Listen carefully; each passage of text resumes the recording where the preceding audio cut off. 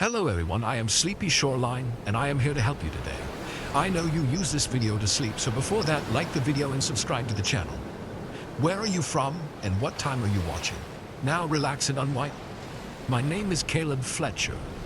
I'm 16 years old and this took place around 8 to 9 months ago on the 24th of August, which was a Saturday. School had been going on for about 2 weeks, so to de-stress a little, I decided to see if my friends, who I'll call Griffin and Broly, wanted to hop on Fortnite. My mom and sister were out shopping, my dad was working, and I was bored. It was around 8 p.m. when we finally got on to play, because I decided to make pizza rolls beforehand and ended up burning the batch. After a few rounds, I could tell my friends were getting tired of losing, so they got off after only an hour. I planned on just lying down with my phone and going to bed. That was until I heard my 2 dogs barking outside. It's not unusual for them to bark, given how people typically walk on the side of the road, but I still looked anyway, just to make sure. I didn't see anybody, but seconds after looking out the window, I heard our garage door open and shut. That usually means my dad is home from work, but I didn't see his van outside, and he had texted me earlier telling me that he would be working late tonight. I decided to walk downstairs into the dining room and look out the window to get a better view. From there, I could see that our driveway was empty. There wasn't a person or vehicle in sight. I wasn't the type to go investigate, so I ran back up to my bedroom and texted my family group chat to ask if anybody was home. I told my mom about the garage door, and she told me to turn off the lights, lock my bedroom, and stay there until she got home. So I did just that. About 15 minutes later, I thought I heard our wooden floor downstairs creaking, like someone was trying to be sneaky. I didn't have anything to use as a weapon, so I unclipped my microphone's boom arm from my desk and quietly opened the door. I walked out onto our upstairs balcony and looked over, trying to see if I could spot anyone hiding or anything suspicious. I stupidly yelled, "Is anybody there?" like they were really going to answer. I thought everything was fine though, until I saw a large silhouette of someone standing underneath the balcony. I panicked and ran to the closest room with a door, which happened to be my small bathroom. The intruder must have known I noticed them, because I heard loud and fast footsteps running up our stairs as I locked myself in the bathroom. I had stupidly left my phone in the bedroom, which was the room right next to me. After I built up enough courage, I bolted into my bedroom, locking the door as soon as I got in. My sister's room was right across from mine, and its door was open, so I figured the intruder must have been in there. After locking my bedroom door, I grabbed my phone and typed 911 into it. Just before I called, I noticed that the storage room in my wall was open just a tad. I saw a dark brown eye peeking through the crevice, staring into my soul. The pure terror I felt in that moment is something I'll never forget. I booked it down the stairs and out my front door, running up the hill to my neighbor's house. He was a police officer. He alerted the other cops while I stayed with his wife, and he went down to investigate. I told him exactly where the intruder was, hiding in my bedroom. Minutes later, I ran back down the hill to see if the intruder had been caught. When I walked in, I saw a tall, skinny man with a gray beard and a dirty black coat being pushed onto the floor by my neighbor as he was getting handcuffed. I'm not allowed to be home alone anymore, and we had better security around our house now. My family was just happy to know I wasn't hurt, and they were thankful for my neighbor's bravery. I don't wish an experience like this on anybody, not even my worst enemy.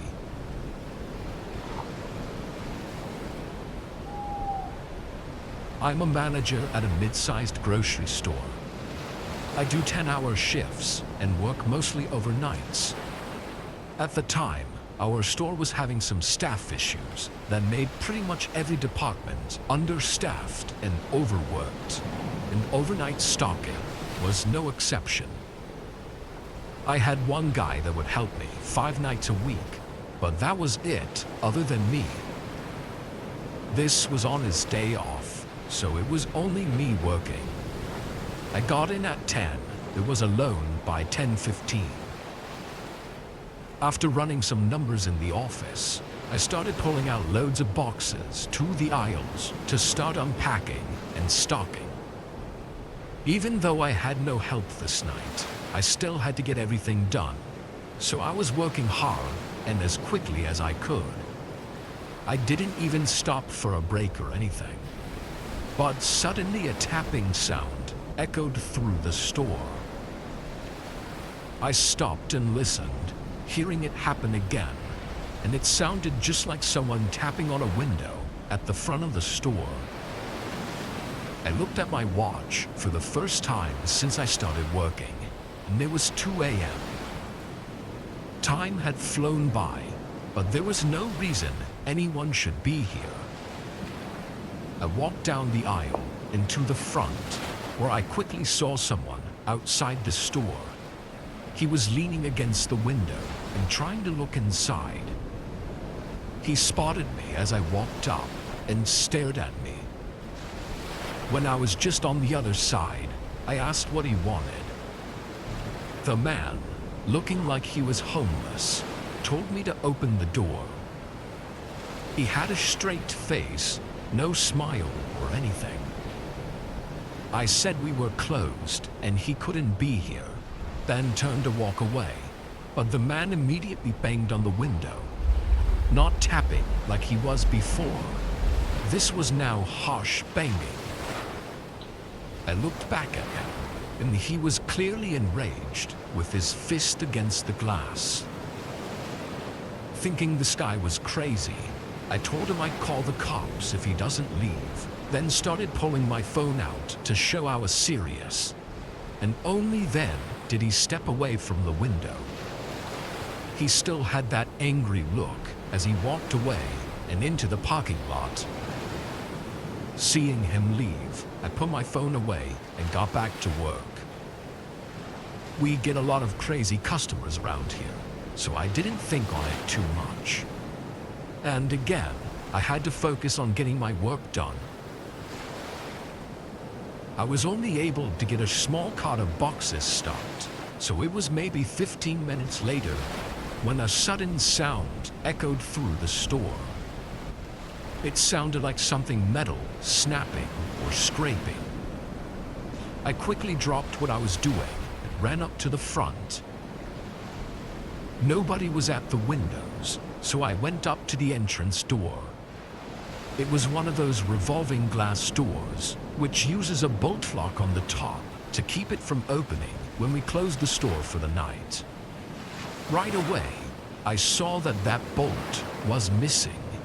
Like not even just unlocked, the entire bolt was gone. I pressed my hand on the door and it glided around, completely allowing anyone to get in. I could feel my face turn white as I realized what this meant, and I knew I needed to call the police immediately. I turned around to go to the front office, but was instantly looking into the face of that guy from before. He was only a few feet from me, still having that enraged stare. I didn't hesitate to run out the revolving door, hearing the guy follow close behind me. As I ran out into the parking lot, an old van came speeding up to the front.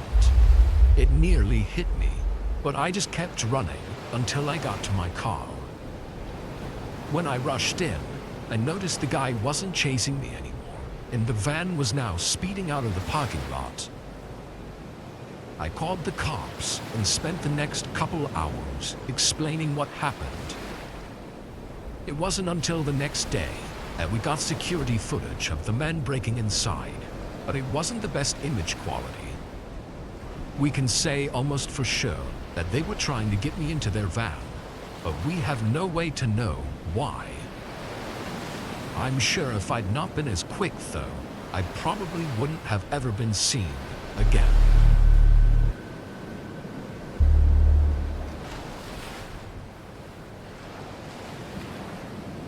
This was a few months ago, while driving for DoorDash.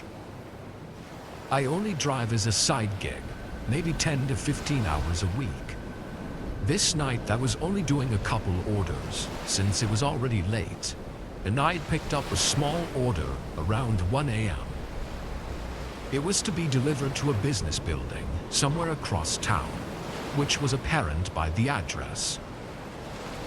This was a normal thing, usually for overnight workers or whatever. When I pulled into the parking lot though, it was empty.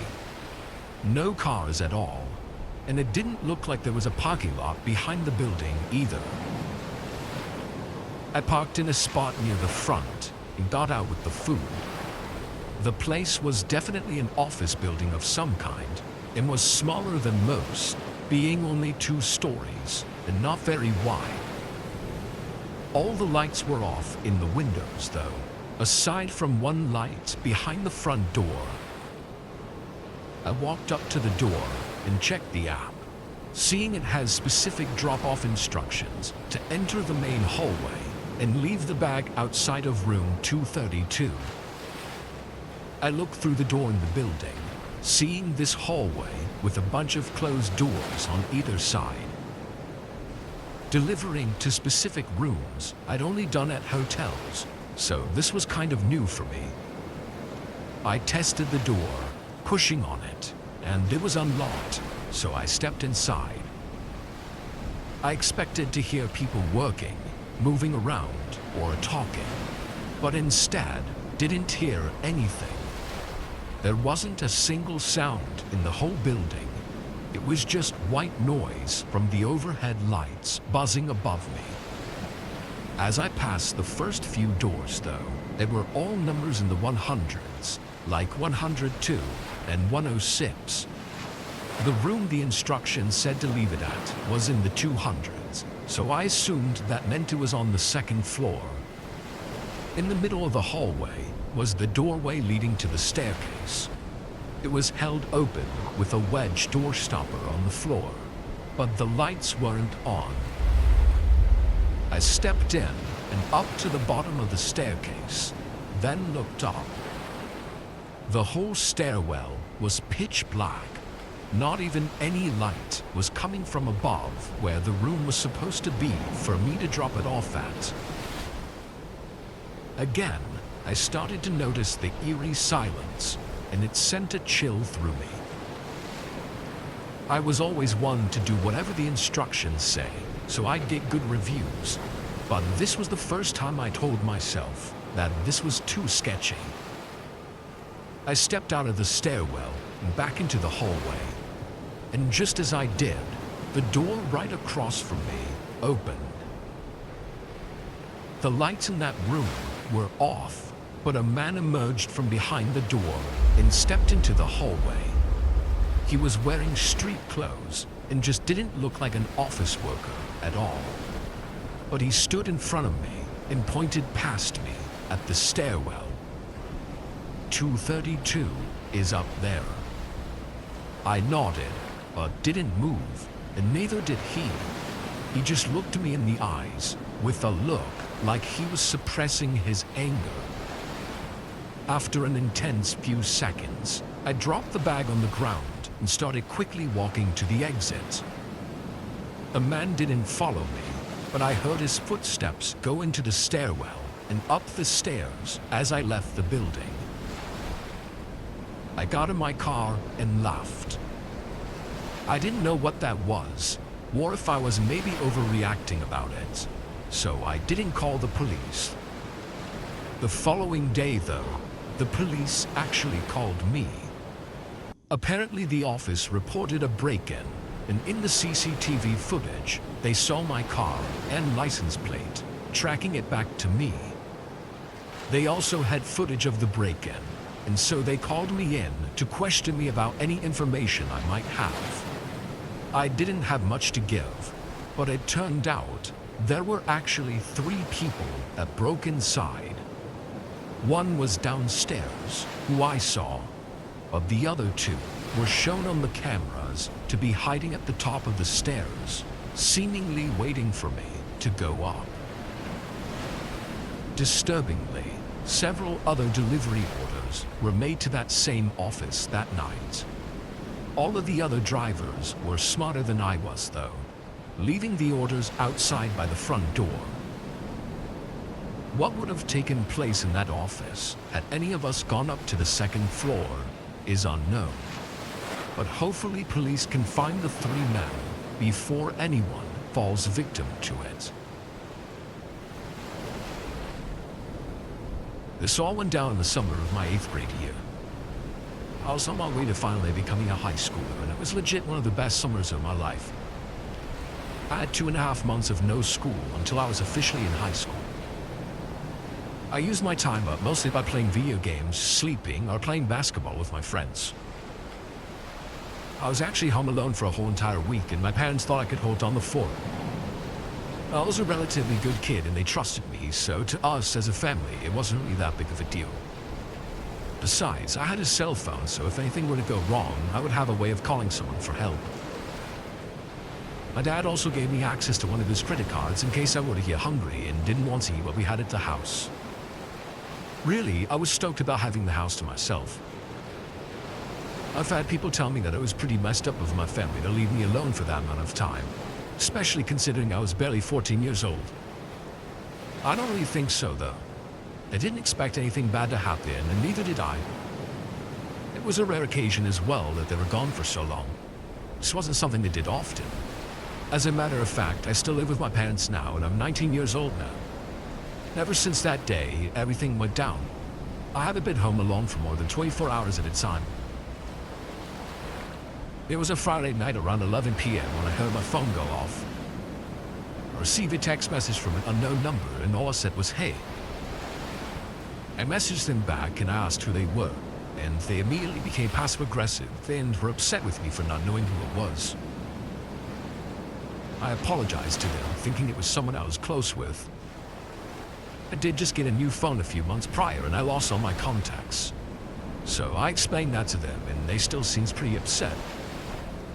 They started harassing me, and I ended up thinking that they were just pranking me, so I turned my phone on silent and continued playing my PlayStation.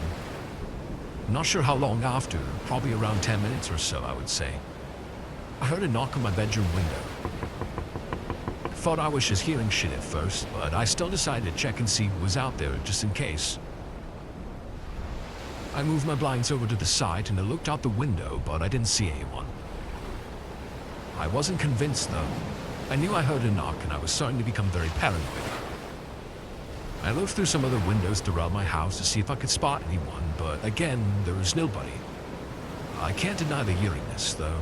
It felt as something was about to happen, like something really, really bad. I took my phone out to call my mom, and I had a bunch of notifications from that person that was texting me from earlier on. The most recent message said, "I'm here." Couldn't believe what I was reading, and it made my nightmares and everything I was feeling come to life. I went to call my mom, and very quickly I realized my phone wasn't picking up any service, which was extremely unusual. I have really good cell phone connection, as does my whole family, especially at home. Like, we never run into issues with that. It was at this point I was literally terrified and I had no clue what to do. I had no way of contacting anyone, and I knew I was absolutely screwed. I wanted to message that person back and tell him to leave me alone, but obviously I couldn't, considering I had no service. If you're wondering why I didn't use my Wi-Fi to send an iMessage, it's because the person texting me wasn't on an iOS device. I was pacing back and forth in my living room when all of a sudden I heard some noises coming from outside. I ran to the direction of which I heard the noise, which was toward the back patio, and I listened. Someone was screaming for help at the top of their lungs, over and over. Help me. A heart began thumping out of my chest, and my initial reaction was that it was a setup. But me, being the kind of person I am, and considering I'd took boxing classes for years and knew how to fight, I wanted to stick up for myself and for whoever was potentially being hurt. I'm not going to lie, I was really wanting to beat the crap out of whoever was harassing me. Plus, I knew if I didn't do something now, that something bad was likely to happen anyway, so I did the unthinkable. I walked outside to my back patio, and it was silent. The only thing I could hear were the crickets chirping. I waited for a second, until I yelled, "Hey, who's there?" "Hey, don't mess with me, man. You don't want to start something you can't finish," I said. Almost right after that, there was an extremely bright light flashing at me from afar. Our house sits on quite a bit of land, and we have a huge backyard with tons and tons of trees. Whoever it was pointing their light at me, clearly trying to piss me off. The light then began moving all around towards my direction, at the house, for a minute. Then it turned off. Within an instant, the screaming picked back up again.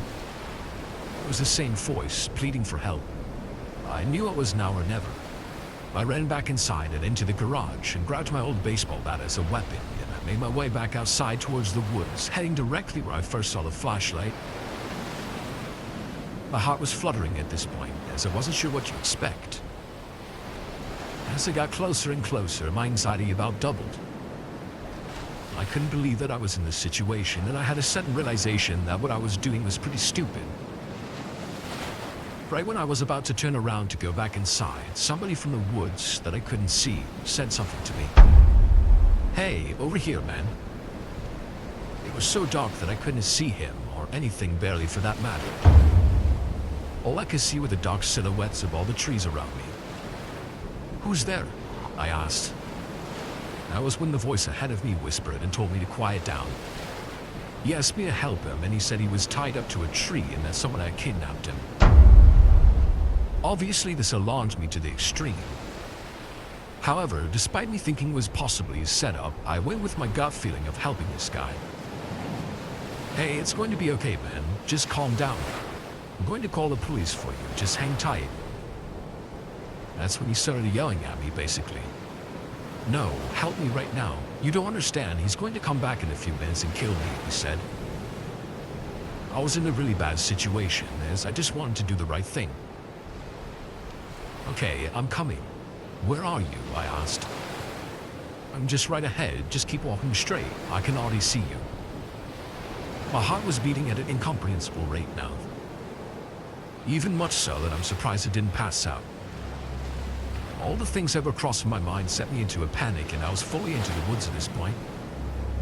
I looked ahead after walking for maybe 20 or 30 seconds, and I saw a dark shadow that looked like a person, maybe about 30 feet away. "Hey man, is that you?" I asked. But he didn't reply. I sat in silence for a moment while I tried to piece together what the hell was happening. If that was him, or even if it wasn't him, I was in some deep shit. Because the man I was looking at definitely wasn't tied up to a tree. He was standing up straight and very much alive. In only a moment worth of time, the person started running at me. It was at that exact moment I started backing up, and slowly I eventually snapped out of it, and I booked it all the way to my house. Somehow I made it inside before he caught up to me. I shut and locked the sliding glass door behind me, and he was standing right there pulling on the door trying to get it open. He was a very tall but slender-looking man with a wolf mask on and one big-ass hammer. I barely hesitated and I ran to my room. I know what you're thinking right now, too. Why didn't I just defend myself with a bat? Well, originally that was my plan, but shit happens. I don't know, I was absolutely terrified. And you would be too if you were in that same situation. I was pacing back and forth in my living room, trying my luck with my phone again, but still, I had no service. I started having some sort of manic episode, and I began screaming and punching my couch. I was extremely angry, and I was sick of being the victim. I about ran out there and beat him myself, but I chose a different approach. I waited patiently, and sure enough, after only a minute, he was knocking at my front door. I ran over to the door and I told him, "Come on in, man, see what happens. If you step even a single foot in my house, you won't be walking out if you do, that's for sure." He then started laughing. I just kept quiet and I went back to my room. Woof. Knocking grew louder and louder, and eventually he started screaming. I had no idea what he was saying, but I think he was mocking me. Help me. A few minutes went by of this, and that's when I heard my living room window shatter. I got myself ready and I hid behind my open bedroom door, just waiting for him to walk in. Footsteps got closer and closer as he walked into a few different rooms. Now he was heading to mine. I gripped the bat tighter and said a little prayer. He walked in and I was able to hit him in the head with the bat, and he fell straight to the ground. I hit him a few times while he was down as well to make sure he wasn't getting back up anytime soon, and I ran. I ran down the road about 5 or 6 miles to my friend's house, and when I finally got them to answer the door, I briefly explained what happened, and they let me use their phone to call the police. A few police officers were sent to my house, and a few officers to my friend's house as well. I then called my parents, and they rushed home. They were over 2 hours away, though, so it was going to be a while before they made it back. I told the police exactly what happened, and it turned out I had killed him. I didn't know if he was dead or not until the police officer told me. I was worried I was going to be in trouble, even though I didn't do anything illegal. It was self-defense. The police took me in for questioning, and since I was a minor at the time, they had to bring my parents in as well. Yes, I killed a man as a teenager, and everything about it has completely changed my life. I've been numb, I've been scared, and I've been anxious. I can't tell you how many nightmares I've had about this whole thing. It's all over now, and this was years ago. Sometimes it feels like it only happened yesterday, and I relive the whole thing. All the blood, the screaming, and more importantly, my innocence. About 10 years ago, when I was 15 years old, one of my favorite things to do was have sleepovers with my friends. I would usually go to their house because my family wasn't very welcoming, and as much as I hate to say it, I was kind of embarrassed by them. This time in particular, it was a Saturday night, and I was staying at my friend Chase's house. Chase's parents were rich and had a really beautiful home, and I just loved being there. Whenever I was over there, we would do just about everything. His dad had a man cave in the basement with a 65 or so inch TV, a pool table, a foosball table, and even a hot tub. Seriously, I had some of the best times of my childhood over there, and Chase and I are still great friends even to this day. However, not everything is sunshine and rainbows. We went through some seriously crazy shit together. It was around 8 o'clock and we were just doing our usual thing, hanging out in the basement and goofing off when all of a sudden Chase's dad came down the stairs to inform us that him and Chase's mom had to leave and that they won't be back until late that night. Like 4 o'clock in the morning late. We'd probably still be up by then because usually we pulled all-nighters on the weekends, so we didn't really mind that they were leaving. Besides, they had a family emergency situation thing going on, and it was really important, so they left. As a matter of fact, when his parents left, we kind of got into a manic hyper mood. Probably because we had the house to ourselves and we knew there were no parents around to supervise us. That fun was short-lived, though. Now, we weren't completely alone, obviously, because we had each other, but we were alone together. You get what I mean? When his parents left, we went upstairs and grabbed some snacks and paid out on everything we could find. Went back downstairs and continued playing this one dirt-like racing game that we loved until we got bored. After that, we just hung out on our phones, watching Vine and just laying loose. Chase put some random horror movie on, and eventually, I think he started to drift off to sleep. Sometimes I would have a bit of anxiety when I would stay at any of my friends' houses. Like, I would get homesick and stuff. Usually I would tough through it, obviously, and it wasn't something I would talk about much to anyone because it was embarrassing. But I started to feel this dread-like feeling in my chest, and it was worse than the usual feeling I would get. I thought I was overreacting, so I lied back down and I went back on my phone until I slowly started to doze off. I swear, within minutes of dozing off, I woke up to the sound of a door opening slowly. It was the laundry room door in the basement. I peeked over the couch and what I saw was absolutely terrifying. The door was wide open. It just looked like a black abyss of pure darkness in there. I couldn't see anything at all. I wanted to believe that my mind might have been playing tricks on me or that I was dreaming, but deep down I knew what I saw and what I heard was 100% real. I was really on the edge of my seat now and I decided to wake Chase up. Chase, hey bro, wake up. He seemed to have heard me sort of because he moved and made a noise, but you could tell he was still sleeping for the most part. He had no awareness or any clue I was talking to him. I literally had to go up to him and grab him to wake him up. I told him what happened and he told me to relax and go back to sleep and that it happens all the time. That made me feel better, but at the same time, not really. I told him I wasn't comfortable sleeping down there with that door wide open, especially after it magically opened by itself. It was just very unsettling. We both got up and walked over there and shut the door ourselves, and we laid back down. Chase was back to sleep within minutes, and here we were at square one again. I don't know how, but I managed to fall back asleep, and I was able to convince myself that there was nothing to worry about.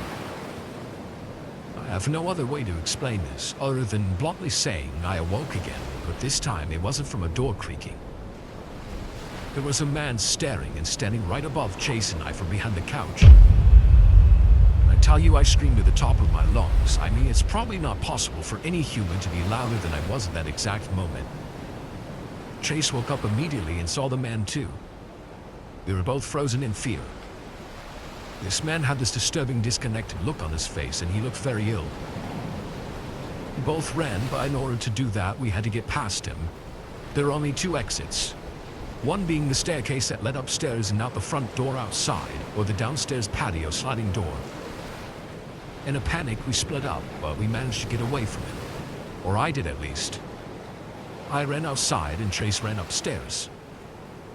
The creepy man followed Chase rather than me, and when I got outside, I caught my breath and I called the police, and then I hung up after I told him the address and that there was a break-in. I had to make sure Chase was okay, that's all I cared about. I made my way back inside from the same door I used to get outside, and it was quiet. Way too quiet. I started to get this queasy feeling again, but I knew I had to find Chase. I started heading up the stairs all while trying to be as quiet as possible, but the steps were making a slight creaking sound with just about every step I took. Then, that's when I heard it. I'll never forget the scream. Chase let off this horrific scream and he was begging for help for like a full minute straight, all the way until I finally made it to him upstairs. The man was holding him up by his neck and choking him, attempting to kill him. I grabbed one of Chase's sports trophies and went behind the man and I struck him in the head with it and he fell down immediately. We took that opportunity to run outside and we hid in Chase's treehouse that his dad built for him until the cops arrived. When the police finally made it, the man was gone and there was no sight of him at all. He was an older man, probably close to his 50s, had medium-length gray hair and was average height. He told the police what he looked like, but it never really helped anything, because he's still out there most likely. And it's hard for any of us to accept that.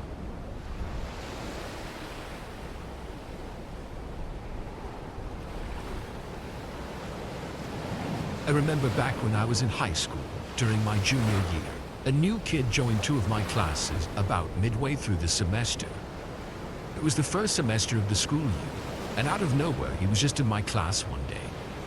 His name was Justin, and he sat next to me in one of the classes because there happened to be an open seat. I didn't really know where he had come from or why he had suddenly started going to my school. But as the semester went on, I sort of became friends with him. We didn't really have much in common, and he seemed a little bit weird. But we did sit next to each other in a class and also had the other class together. So he would often talk to me during class, and we would sometimes talk in the other one as well. Overall, I never knew him very well. I did ask him a few questions about himself. For example, I asked him what school he had come from before my high school. I also asked him if he had just moved to the area. He named a school that I had never heard of before and said that he had recently moved there.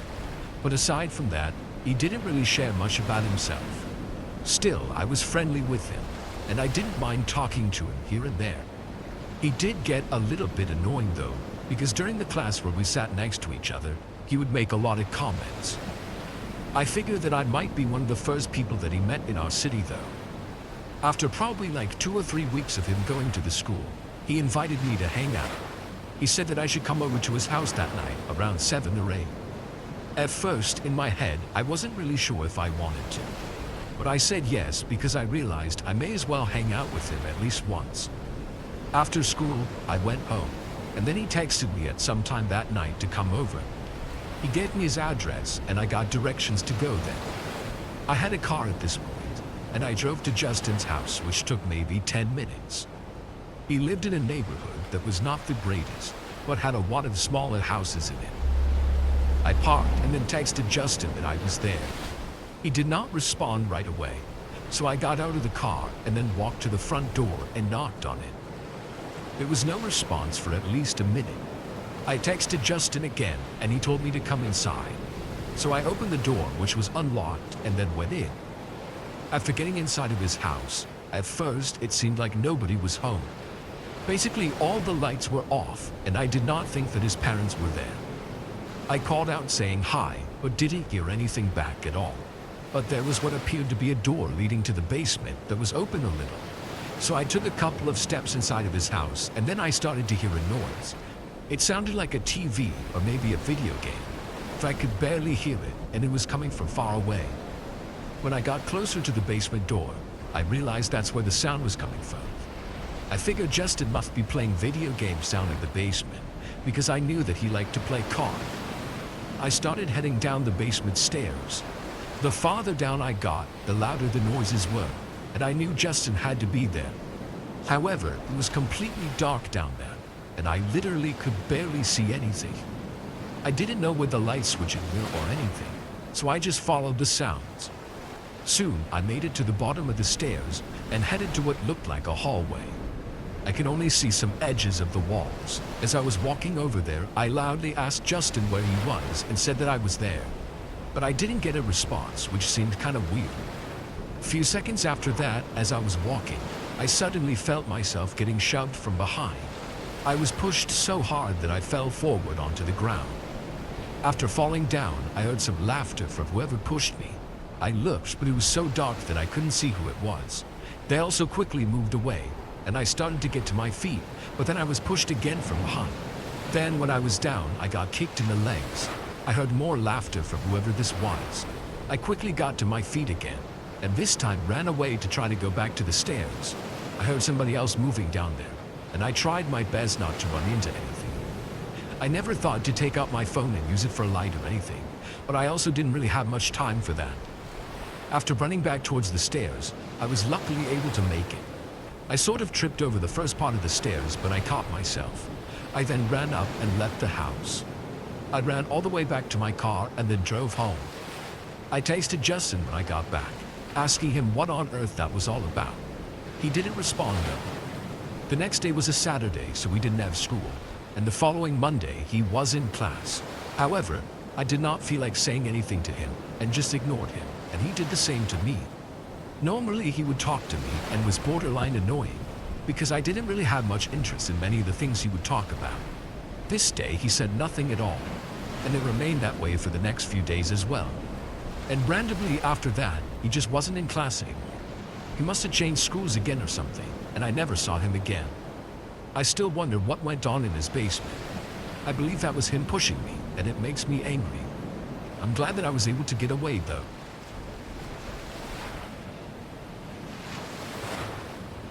For some background, I'm a female and was a junior in high school at the time of this story. The school I went to was fairly large and had lots of other students. I would say that I had a decent amount of other friends and my locker was near several of them. Each grade kind of had their lockers together in a certain area. The juniors were in a large locker common area near the science department. It was sort of at one end of the school. So the story really begins one day when I was at my locker in between classes. None of my friends were really around at that time, and there was a little space between me and everybody else. It would get extremely crowded during some times of the day then, so much so that it was hard to even open the locker sometimes. It was nice that it wasn't busy this time, but then I noticed that there was this guy standing near my locker. I'd never seen him before, and wasn't sure where he had come from. I assumed that he was a senior because he looked older. He approached me when I was at my locker and said hi. Then he proceeded to start a conversation with me. He asked me to skip class and leave school with him, saying we could hang out. Now, I didn't even know this guy, and I took school very serious, so I did not want to skip. I told him no, I had to go to class, and I said that he should do the same. He asked me to hang out with him after school then, and I said no, I was busy. I really did not want to hang out with him at all and was not interested. I then left the guy and said that I had to go to class now. He was still at my locker when I walked away. For the rest of that school day, I didn't see him, but the next day, he was back. I got done with the class and went to my locker, only to find him there. He was standing right in front of it, kind of blocking it from me. I asked him to move, and he started asking to hang out again. He knew my name somehow, and I kept telling him that I didn't want to hang out. Luckily, this time, some of my friends were around.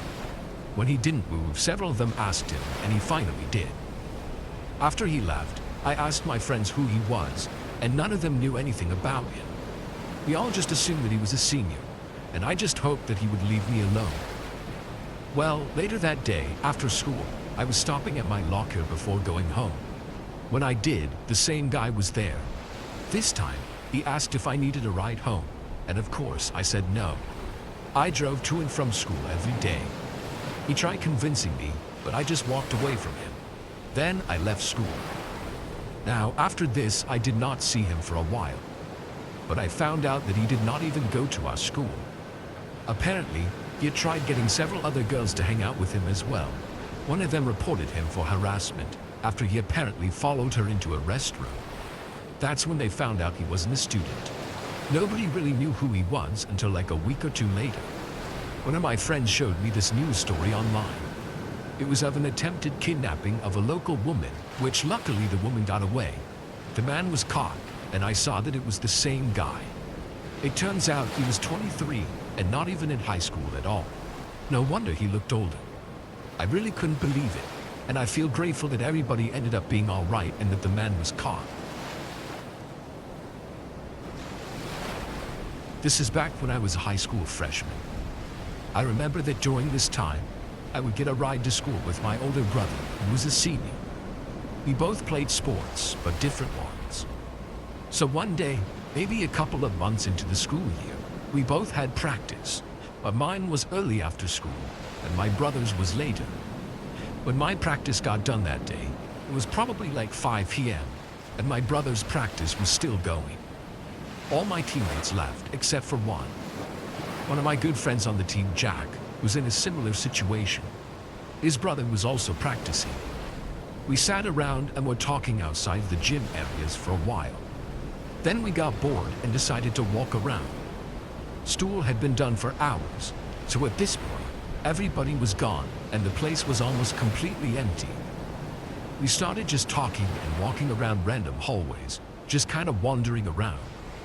We were both freshmen and still fairly new to the school, but knew most of the place pretty well. I remember after walking around for a while, we found this staircase that neither of us knew about. It was in an older wing of the school, and there were doors in front of the stairway, but one of the doors was open. We were both curious, so we walked inside and started going down the stairs. They led to, I guess, what was the basement of the school. I wasn't even aware that the school had a basement. At the time, I was thinking it probably wasn't used for anything except maybe storage. When we both got down there, it was really dark. Most of the lights were off, but we found this one switch, and a few lights to the hallway turned on. It was basically just one hallway with a few rooms in it. We walked down it and were just looking around. I think we were both just surprised that we even had a basement in our school. We were talking to each other and just looking around. When towards the end of the hallway, we heard a door open. This really startled us, because we had no idea that anybody else was down here. I mean, all the lights had been off, and this place didn't really seem like it was in use. The next thing that I knew, this guy walked out from a room and into the hallway. We both didn't know who this guy was and did not recognize him. He clearly did not work for the school. He was wearing nothing that would indicate that he was a custodian either.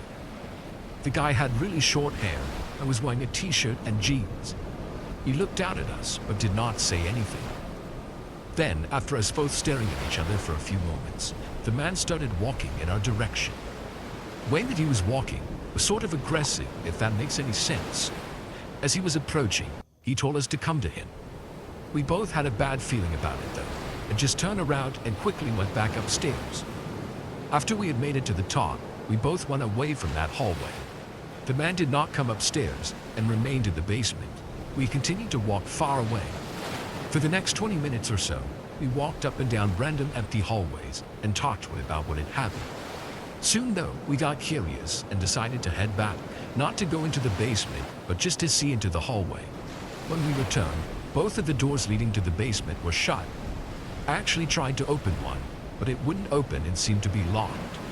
We then walked away and headed back over towards the gyms. We then waited there until our brothers were done with practice. After that happened, I wondered who the guy was and what he was doing down there. I never saw him again.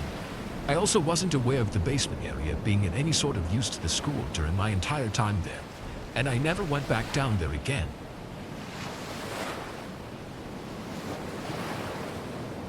I used to walk to and from school every day. This was when I was in high school, and during my freshman and sophomore years. Obviously, I didn't have my driver's license yet, but I also didn't like to ride the bus. We luckily lived close enough that I could walk to school, and we lived in a warmer climate where the winters were very mild. It would take me about 15 minutes to walk to the school, and I had no problem with it at all. We lived in a residential neighborhood, and I would take a couple of sidewalks to the high school. That was basically it. Most days I would walk all by myself, and at 7 o'clock in the morning things were very quiet. The roads were not very busy either, other than the occasional car passing by. One morning I was walking to school like any other day. I would say that I was about halfway there when I heard a vehicle approaching. To this point, there had been maybe a few cars here and there driving by, but I didn't really notice. So this car I did notice, because it started driving closer to me and slow, like it was going to pull over. Then surprisingly, it did pull over. I looked over to the car, wondering who it was. The window rolled down, and there was a man behind the wheel. He asked me if I could use a lift to class. Clearly I knew better than to get a ride from a stranger, and I said no. The man said something like it was probably a really long walk, but I still said no thanks. At that point, he did drive away. I walked the rest of the way, wondering if the man could have been dangerous, or if he was just trying to be nice. He should know better though than to offer random high school kids rides. So after school that day, I was walking home. This was the very same day. For I was by myself on the sidewalk. When I was nearing my neighborhood, but still a few minutes away, a car approached again. I didn't really think to notice if it was the same one, but I soon realized that it was. The car slowed down and went about as slow as I was walking. Once more, a man rolled down the window, and when I looked, I noticed that it was the same guy. He then asked me if I needed a ride. I told him no again, I did not need a ride. He said okay, and then drove off. I really couldn't believe that the guy had tried to get me to go into his car before and after school. Obviously, I was hoping that I would never see him again, but that was not the case. The very next morning, I was walking to school. Now, looking back, it's easy to say that I should have told someone, and I should have took more precautions. But for some reason, being a young high schooler, I thought the man would not be back. I figured he would have gotten a hint, and the previous day would probably be the only day that I would see him. So as I walked to school on this morning, I was about halfway there, and I saw a car pass me by, which looked like the man's car. I got a bad feeling. The car passed me though, and for a moment, I felt relieved. But then, the car pulled over to the side of the road, about 40 or 50 feet in front of me. And this time, it completely pulled over. It stopped, and it looked like the engine was turning off. I had a terrible feeling. It seemed as though the man may get out. So I quickly turned and went into a random person's front yard. The sun was still sort of rising, so it was mostly dark out. I then went into the neighbor's backyard, and then cut through a few more properties. I knew the area really well, and I continued to cut through more people's yards and take random streets. I was able to make it all the way to school like that, and did not see the man or his car for the rest of the way. When I got to school, I called my mom and told her about it, and I also told all my school friends throughout the day. Everybody was concerned for me, and said that I should not walk home that day. My mom was working and offered to leave her job early, but I was able to get a ride with my friend Amanda. So after school, I rode on Amanda's bus with her and went to her house. The bus didn't go to my house at all because we had told the school that I was not going to be using it. So I wasn't assigned to a bus at all. So my mom picked me up from Amanda's, and then we contacted the school so I could be on a bus. After that, I rode the bus to and from school every day for the rest of the semester. Then I was able to get my driver's license and drove to school for the rest of my high school career. Luckily, I never saw that man again.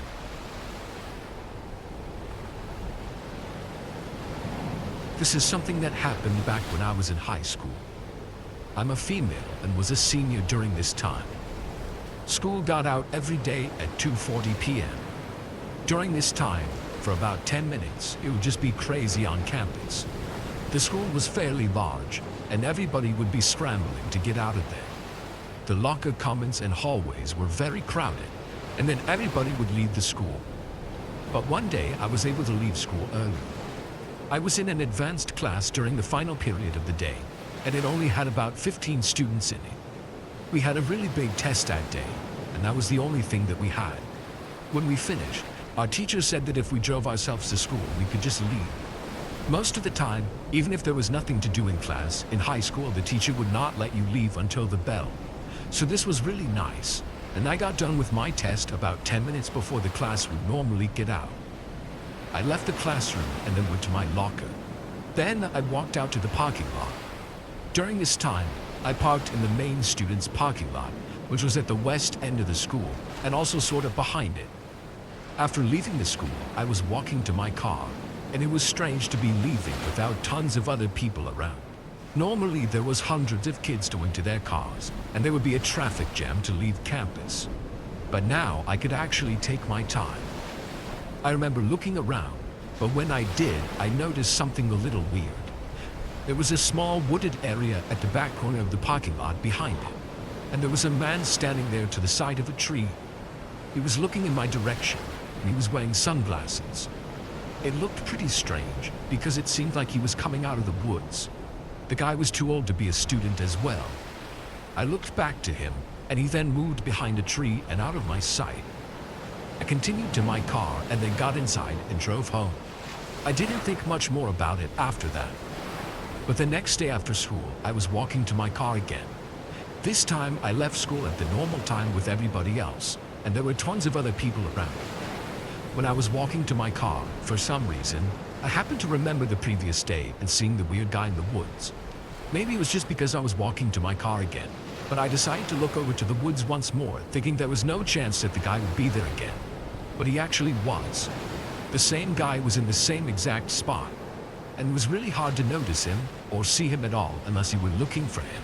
He was halfway behind a tree. I was wondering who on earth this guy was and what he was doing. I kept looking at him as I walked to my car, and the guy seemed to actually be looking at me. Soon, though, he disappeared behind a tree again. After that, I continued to my car and drove home. It was really strange, but I didn't think too much more about it until the next day. This time when I was leaving school, I knew to look to the spot, but I didn't see the guy this time. He was not there like he had been the last couple of days. The next strange thing to happen was when I left school to drive home, maybe 2 days after that. I was driving back and noticed that this one car followed me almost the entire time. I didn't notice it until maybe about halfway. There was a smaller black sedan that was driving behind me, not really close or anything. But the car did stick with me going into the area where I live, which was normally very quiet. I lived in a large neighborhood, but it was also a very quiet neighborhood. I had to make several turns in the very residential area, and we were the only 2 cars on the road. I looked back and noticed that the driver was wearing sunglasses. Could this be the same man? I didn't know, but it did seem strange. At my street, I turned onto it, and so did the car following me. I wasn't sure what to do at the time. I just drove to my house and pulled into the driveway. Luckily, the car did not pull in after me, and it kept going. I was very relieved. I went inside after that. For the next few hours, things went by pretty normally. That evening, though, I was in my bedroom sitting at my desk. There was a window in my bedroom, which looked out to the front yard into the street. I remember noticing that there was a guy walking down the street. It didn't take long until I recognized him. He was wearing sunglasses, and it appeared to be the same man who was at my school and probably followed me home. He was slowly walking sort of down our street, and I noticed him looking in the direction of our house. When I realized this, I left my bedroom and found my parents in the living room. I told them the whole story of everything. They went to look out of a front window after that. Now at this point, I expected the man to be long gone, but when we looked out of the window, he was actually still in sight. He was walking by, now on the other side of the street, very slowly. My dad then left the house and started walking over to the guy. I couldn't hear what was being said, but it sounded like my dad was yelling at the man. And then I saw the guy start sprinting away. He went down the street and out of sight. My dad came back in after that and said that the guy got away from him. After that, the man did not come back towards our house again, and I never saw him at the school either. But I did report him to my school counselor, so if the guy ever returned, he probably would be caught. I really don't know who he was, but I'm glad that I saw him out of my window that night, or who knows what would have happened.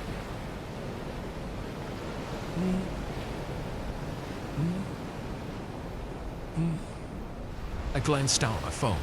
Another 2 alerts from the new Ring doorbell I've installed last night. Since sundown, the thing's been going off non-stop. Damn, what the hell, man? I picked up my phone from the nightstand and opened the Ring app. Live feed from the Ring showed a huge amount of nothing outside of our front door. I live in a small house in a tidy, quiet neighborhood. There wasn't enough traffic, walking or driving, to explain the constant motion alerts. The screen on my phone showed a well-lit night, my porch, my cars tucked in the driveway, and a bright slice of the moon. I was about to close the app and go to bed when an alert popped up again. Nothing had moved. Absolutely nothing. I gripped the phone a little tighter, that little shake that comes with an adrenaline dump that was making it harder to keep the image steady. My mouth was dry and my chest was tight. I felt, watched, anxiously, but there was nothing there. But then suddenly, I saw a figure slowly rising from the ground, as if all this time was crouching right under my doorbell cam. Once the figure stood up on the porch, I realized it was a girl. She had long black hair and her face was looking down, making her large forehead shine in the moonlight. Excuse me, do you need anything? I asked, walking up to the door. Open the door and let me in. Wait, Kathy, is that you? My sister calls me Jerry, and I was not expecting her standing outside of my house in the middle of the night like this. Open the door and let me in, Jerry. My knees are killing me, she said in a feeble voice without lifting her face. I stressed my hand to the doorknob, and that's when she lifted her face finally to the camera. Yeah, she looked like my sister. But I can guarantee you, she was not my sister. Her eyes were bulging out and her face looked demonic, like she was some skinwalker of some sort. I froze immediately. She spoke again. What's taking you so long? Open the door for your sister. I took a pause and then slowly backed away from the door. I dialed my sister, who picked up in a drowsy voice. Jerry, why are you calling in the middle of the night? Hearing her sleepy voice, a cold shiver ran down my spine. If my sister is sleeping at her home, then who is this strange girl claiming to be my sister and that looks exactly like her right outside of my door? I turned my head back to the door and then slowly looked at my phone screen. She was still there, waiting for me to open the door. I could feel my legs tremble, but gathering all the courage in my voice, I screamed, "You're not my sister, and I'm not opening the door." She smiled wide, hearing my response, then started brushing her fingers on the camera as if she was brushing them on my face. Her bony, long fingers made me nauseous at the sight of them. "Who are you, and what do you want from me?" She laughed for 5 seconds straight, and then whispered, bringing her face closest to the camera, "I just came to tell you that you left your back door unlocked." To kid you not, after hearing that, I felt like I had a heart attack. And then suddenly the girl disappeared in front of the doorbell cam. I turned my head to my back door. My survival instincts kicked in. I sprinted to my back door, and just when I was about to grab the doorknob, I saw the girl standing right on the other side of the glass. Her smile was pure evil. I tried to lock it, but realized it was already locked. I slowly lifted my panicked face to her, and she spoke in a creepy voice. "You're lucky, Jerry. So damn lucky. Just think what would have happened if you forgot to lock your door." And she walked away, disappeared into the darkness of the night. I called the cops and informed them about this woman. They searched the property but found no one. What's even more unsettling is that when I reviewed the camera recordings of the woman, there was nobody in sight. It was just my voice talking to some invisible being. I take it that the camera must have glitched out or something, because I know what I saw. The cops surely thought I was drunk or under some influence. No one believes me. But I know it was real. Do you believe me? When I relocated to a suburb close to Skid Row, many of my friends warned me about the possible dangers lurking in that area. You know, like homeless lunatics, drug addicts, etc. But I was getting a house for myself where the rent was super cheap for obvious reasons, so I decided to go ahead with the deal. I'm a 23-year-old male working as a manager in Pizza Hut, so I often work odd hours. The first few weeks were just fine in the new house. Even though the house was a little old, it was big enough for a bachelor like me. I bought most of the furniture from garage sales, so everything in my life is currently secondhand. Like my ex.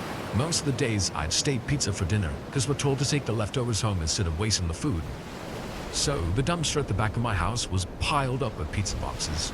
One night, a huge storm broke out, and I realized I'd forgotten to close the dumpster lid, which means in the morning, all the pizza boxes will be scattered all over my backyard. I quickly got out, packed the empty boxes in the garbage bag, and closed the lid after throwing them in. The wind was howling, and it was going to start raining anytime soon.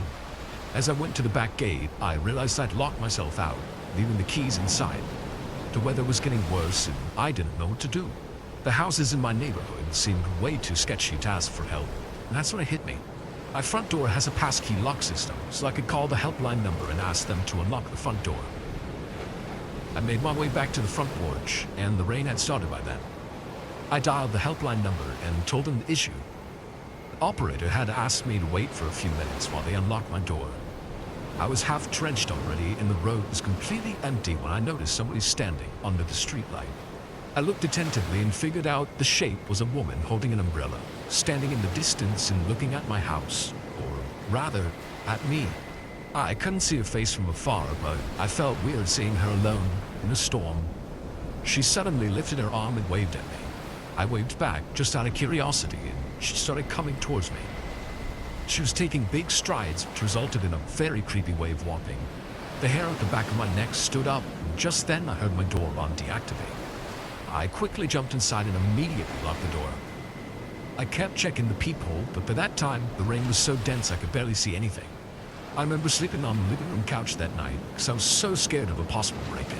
But the next morning, when I left for work, everything felt normal again. I laughed at myself for suspecting a poor woman as someone dangerous. I mean, probably she was just coming towards me to ask for shelter in that storm. But to still be alert, I installed a doorbell camera. The first 2 nights after setting up the camera were boring to say the least. And then on the 3rd night, hell broke loose. I came home late that night, and as usual, the weather was bad. I got in and took a warm shower. I sat in front of the TV with some pizza slices and cans of beer.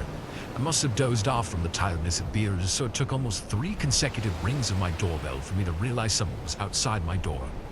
I got up, turned on the screen of the ring cam, and the woman was standing outside my door. She had the same umbrella from that night, and this time I could see her complete face. And she just sat there, her eyes wide open, her mouth agape like a silent scream. I've never seen anyone looking like this before. She was not saying anything, just keeping her jaw wide open and hollow, constantly ringing my doorbell. What do you want?" I asked. She stopped and stood still. Even though she was looking at the camera, it felt like she was looking into my soul. She then waved at me again and started banging her head on my door. Hey, stop. What's wrong with you?" I screamed, but she didn't care. Just kept banging her head on my door until lightning struck in distance, roaring with thunder. She stopped and looked at the sky, looked back at the empty room, and then looked back at me. I could see her head bruised from the banging. Her mouth was open the entire time, but she forgot how to close it. She put her thumb in her mouth and started walking away like a toddler who was sucking on it. A while later, and I'm still living in the same house, and thank God I haven't seen her since.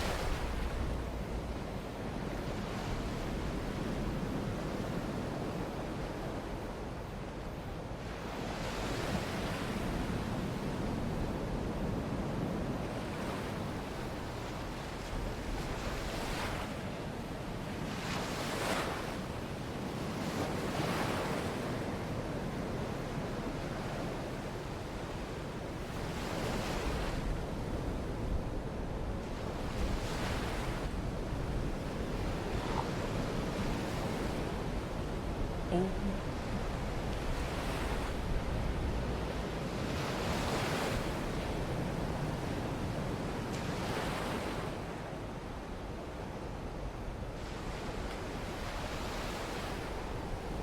The sun was just going down as my aunt and I pulled up to my new apartment. "Are you sure you'll be all right on your own?"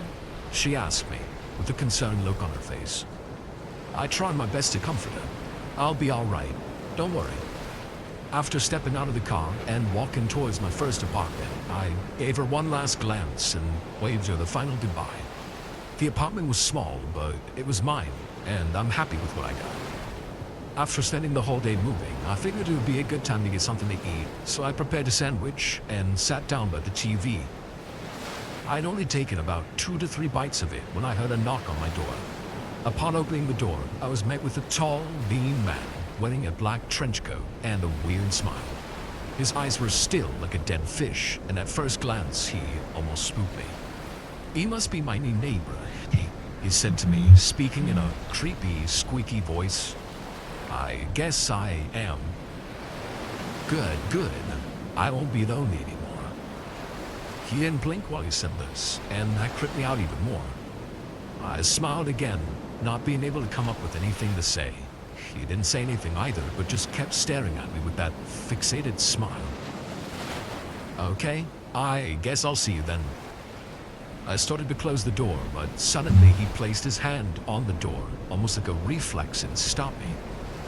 "How about you come to my place for dinner?" he demanded. "Actually, I just made myself a sandwich, so some other time. Good night." I closed the door without waiting for his reply. I know it was rude, but the dude was really creeping me out. After closing the door, I waited to hear his footsteps fade away, but it was total silence on the other side. So I peeked from the peephole, and this is when things started getting weird. He was still standing outside my door with that same smiling face. A few seconds later, he looked up at the peephole like he knew I was watching him. All he said was, "Good night then," and then walked away. What a creepy guy, I thought to myself. My aunt called me later on in the evening, just to wonder how I was settling in, and I shared the story about the creepy neighbor. She sounded concerned, but then advised me to install a doorbell camera on my door. I thought it was a good idea, so the next day I hired an electrician and installed the camera just like my aunt suggested. I also asked the landlord about this man. He said that the guy's name's Richard. Last month he lost his wife to cancer, and since then he's been a little too pushy with conversations. Many other tenants have complained about Richard randomly appearing at their apartment and inviting them over for dinner. I felt bad knowing this, cause even if he was being weird, all he wanted was some company so he can fill the void that his wife left him in. So I decided to bake him a cake as an apology. His apartment was right under mine, so I walked up to his door with a plum cake, and I raised my hand to nod. He immediately opened his door. "Oh, hi. I didn't know you were coming to see me." He replied with a chuckle. I was taken aback by this and asked, "Were you just waiting by the door?" "No, I heard your footsteps. It's so quiet in my apartment that I can hear almost every sound." He replied, "I see. So about the other day, I didn't mean to be rude, so I baked you this cake as an apology. The landlord told me about your wife, and Are you feeling sorry for me?" Richard's smiling face suddenly changed to an angry one. No, I just thought..." He didn't let me finish. "Well, if you suddenly decide to be nicer because you feel sorry for me, then shove that cake in me you-know-where." Saying this, he slammed the door in my face, and I stood like a dumb idiot, not being able to channel what the frick just happened. What went wrong with this dude? I made my way back to my apartment and decided to stay away from that nut job. I wanted nothing to do with him, because I felt like even if I tried to be nice, he'd still take it the wrong way. I was cooking dinner when I heard a knock on my door.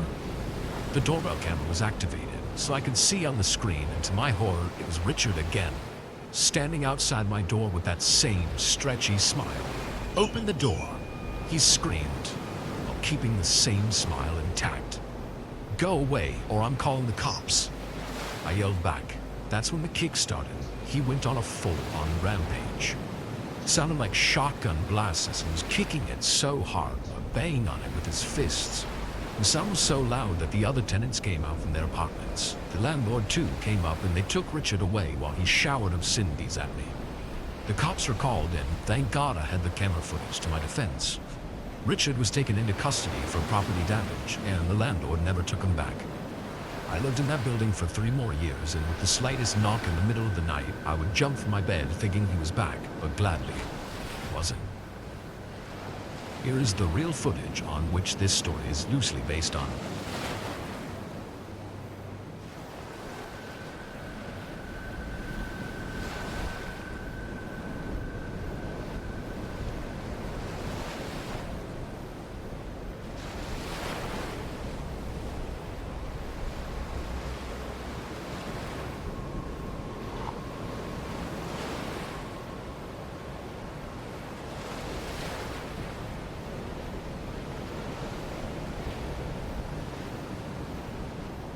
I used to study at a boarding school that was in a remote location close to the woods near a serene mountain valley.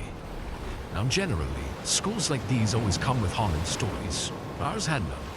It was just an ordinary boarding school with people from around the world studying together. My favorite teacher was our geography teacher, Miss Melanie, because she used to conduct a lot of field trips for our practical classes. And since we could hardly go out of the school campus, everyone waited for these field trips. So this one time, Miss Melanie announced in front of the class that we'd be heading to a dam located in the woods for our upcoming field trip. The next morning, when we all gathered at the school grounds to leave for our trip, it started raining lightly. We slid into our raincoats and started to hike to the dam. It was just my first time hiking in the woods, and I was feeling awe and shudder at the same time. The sound of woods mixed with our footsteps hitting the soggy grass bed underneath echoed all over the woods. After 30 minutes, we reached the dam. It was an old dam, built around the Second World War. Miss Melanie started explaining how this dam was the first resource of this valley's power supply. I was listening to her and clicking pictures with my camera at the same time when I saw Ruthie standing under a big tree and looking up at its highest branch. Her face was contorted with fear. Her eyes were wide with drops of sweat on her forehead. She was trembling like something up in that tree had scared the crap out of her. "Hey, you all right? Is something up there?" I say, looking over at Ruthie. "Well, why is she looking at me like that?" Ruthie says in a terrified voice. I followed Ruthie's eyes, but all I could see was the barren tree branch. Suddenly, I heard Miss Melanie scream, and I looked beside me. I found Ruthie unconscious on the ground. We came back, and Ruthie was taken to the medical room. Later, the teachers informed me that Ruthie probably just spooked herself in those woods. The next day, Ruthie came back to class, but something about her was different. She became extremely quiet and stared outside the window during class. We were leaving for the cafeteria during recess when I saw Ruthie scribbling something in her notebook. "Ruthie, don't you want to go out for some lunch?" I decided to ask her. She didn't pay any attention to me, just kept scribbling. I leaned closer to her to see what she was doing, and what I saw gave me goosebumps to say the least. Her eyelids and the skin around light red, while her eyes black as an abyss. Her mouth widely stretched to her chin. "What the hell? Who is that, Ruthie?" And that's when Ruthie looked at me. A creepy grin appeared on her face, and she started laughing hysterically. "Ruthie, are you okay? Someone, come help!" I screamed to the top of my lungs. All of our classmates rushed back to the class. They all noticed Ruthie laughing like a maniac while rocking her body back and forth, She started punching the desk while continuing this crazy feat.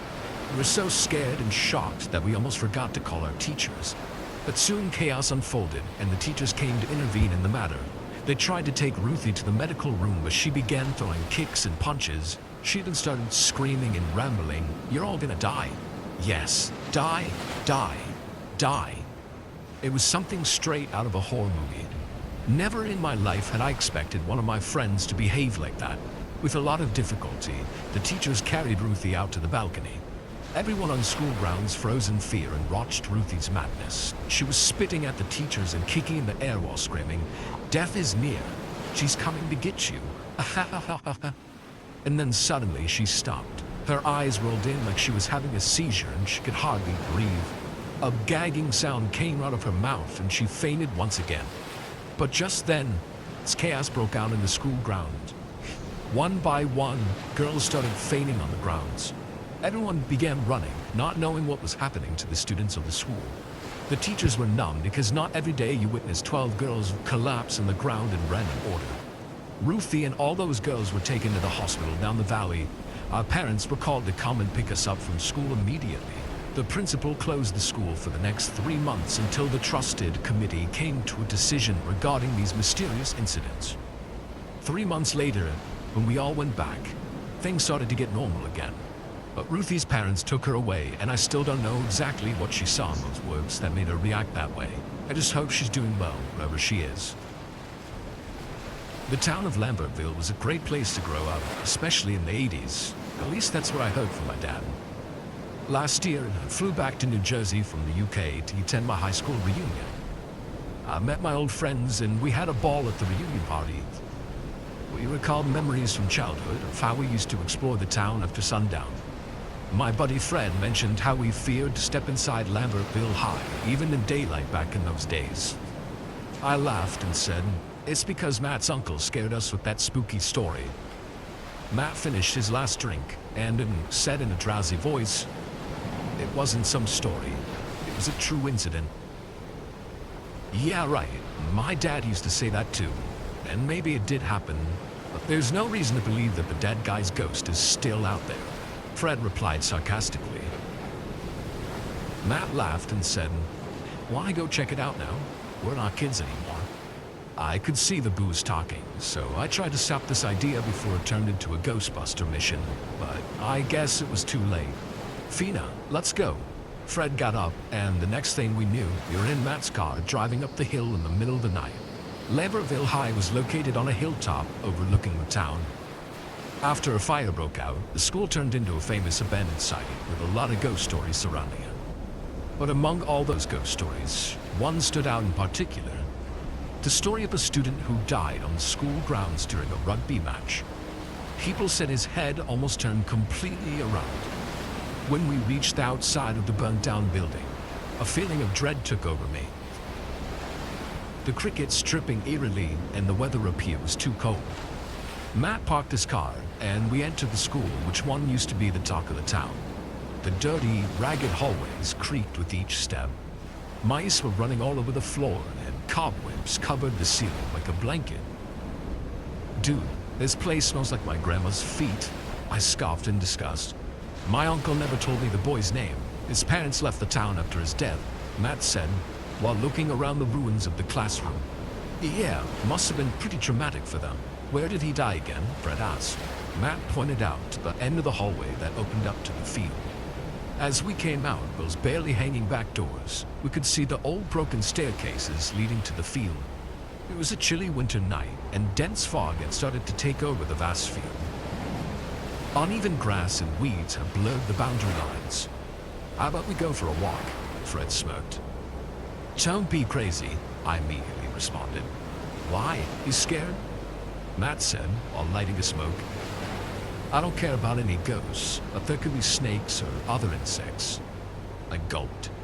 "It's winter, silly. Snakes don't come out in winter, so shut up and follow me." Before I could counter, Matt and Fred set out to the field. They were jogging like it was their backyard. I looked behind them, still feeling awful about this entire adventure. A few seconds later, Fred started his stupid howls and mockery. "Show, dead boy. Won't you come and tackle us now? Come play with us, buddy. Haha. I could see Fred's drunken state overpowering his rationality. Even if there was no ghost, still, making fun of someone's tragedy didn't seem kind to me. But suddenly, the wind grew rusty. I could hear Matt screaming. Fred, let's go back. I think there's gonna be a storm. The fog got so thick I could barely figure out my friends. And that's when I saw them. A pair of red eyes glowing from the distance, staring right at me. I started calling out to my friends when Matt came running towards me at full speed. He was grabbing the hair off his head and screaming for help. His face had a sheer look of terror. Matt, where's Fred? Matt didn't answer my question. Instead, he only said, he has him, and then disappeared into the fog. I turned on my flashlight and went to the same direction where Matt came. I wanted to find Fred no matter what. After walking for 5 to 6 minutes, I finally spotted Fred. He was lying on the ground. He was not alone. A boy dressed in a rugby costume was sitting beside him, leaning over his unconscious face. I opened my mouth and a small whisper came out. Fred. Just then, the rugby player's head turned 180 degrees. I kid you not. His head turned completely backwards like that scene from The Exorcist, and I can only see his red eyes glowing inside the helmet. All I remember is my vision blurring and my head hitting the grass. I woke up in the hospital after 3 days. I had a concussion, whereas Fred was found dead. The doctor said he had a heart attack from sudden shock. Matt never came home until today. I have no idea if everything that happened that night was real or some drunken hallucination. I don't think I can keep going to school anymore. That place terrorizes me. It's all because of Mr. Lohman. He's our history teacher, and God, he's weird as crap. His eyes are bulged and red all the time, making him look like a stoner. His teeth are uneven and he has a long neck like a giraffe. What's even more weird is his voice. When he speaks, it's like something else speaking from inside of him. Deep down, I believe he's hiding a terrible secret. I was walking past the teacher's room one day when I saw Mr. Lohman looking at a cat sitting on the window pane. He had a creepy grin on his face and even licked his lips like the cat was some delicious meal. That's when I noticed how big his fangs are. It almost reminded me of the pit bull our neighbor has. But just then, he turned his face towards me and quickly ran away in fear. Since that moment, Mr. Lohman has always watched me during his class. A cold tension was piling up between us. I don't know if he sensed my suspicious behavior around him, but one thing was sure. That dude isn't what he seems. Last Saturday, my best friend and I got detention for pulling a prank on the janitor. Our principal, Riley, held us after school to clean the library and arrange the bookshelves. Carter and I have been friends from kindergarten, so we're more like brothers. I was putting the chemistry books under the science sections when Carter called out to me. Whoa, dude, Lohman used to be a student here. Hearing this, I rushed towards him, saw him going through an old yearbook of the year 1985. Where did you find this? I asked. Down that corner shelf. It's odd, Carter said with a frown. What do you mean? Lohman used to look so normal back then. I leaned over to see the picture Carter was pointing at, and to my surprise, he was right. Lohman did look like a normal guy. He still had that high school boy charm in that picture. I think he went through some really bad plastic surgery, Carter scoffed with a chuckle. Let's get back to work. Saying this, I picked up some more books to put on the shelf and we heard footsteps on the corridor outside. Who could it be at this hour? Probably the janitor. Now Carter's what you called an overly curious fellow. He went to the library exit and peeked outside. Talk of the devil, he whispered. I too went to check, and to my shock, it was Mr. Lohman. He had a dusty sack in his hand and was going towards the teaching room. What is he doing here, after school? Let's follow him, Carter said. Before I could protest, Carter stepped into the corridor. I obviously accompanied him, even though everything about his plans screamed danger. We stopped outside the teacher's room and carefully peeked in. Mr. Lohman was standing still while that sack lay on the ground. Something inside that sack was whimpering. You know, kind of sound newborns make. What the hell is in it? I whispered. Shh, keep quiet, Carter responded. What happened next was not something we saw coming. Mr. Lemon picked up a baseball bat in the corner and started beating the sack. With every strike, the sack slowly turned red. After 4 to 5 strikes, whatever was in that sack had gone completely quiet. Mr. Lemon then swooped down and opened the sack just enough to insert his hand in. And he started taking out chunks of something red in color with liquid dripping from it, kind of like a red velvet cake gone bad, and started gulping it like a hungry wolf. As he ate from the sack, we could see his eyes were back to his head with a sinister joy. Oh my God, what is he eating? Carter whispered in disgust. I don't think we should be here, man. As soon as I said this, Mr. Lemon started to cough. Something was choking him, gagged and gargled, and then he spit out a fur ball, a gray fur ball with sprinkles of minced meat on it. Bloody hell, it's that cat. I yelled in horror, and Mr. Lemon turned his face towards us. I've never seen a face like that. His teeth were all stained red, and his eyes burnt like a flaming coal. He made a creepy meow sound and smiled at us. The next thing I remember was me and Carter running for our lives. I'd missed school faking stomach aches for 3 days straight, but my mom is determined to send me back to school tomorrow. The only thing that's bothering me right now is what will happen when I face Mr. Lemon again.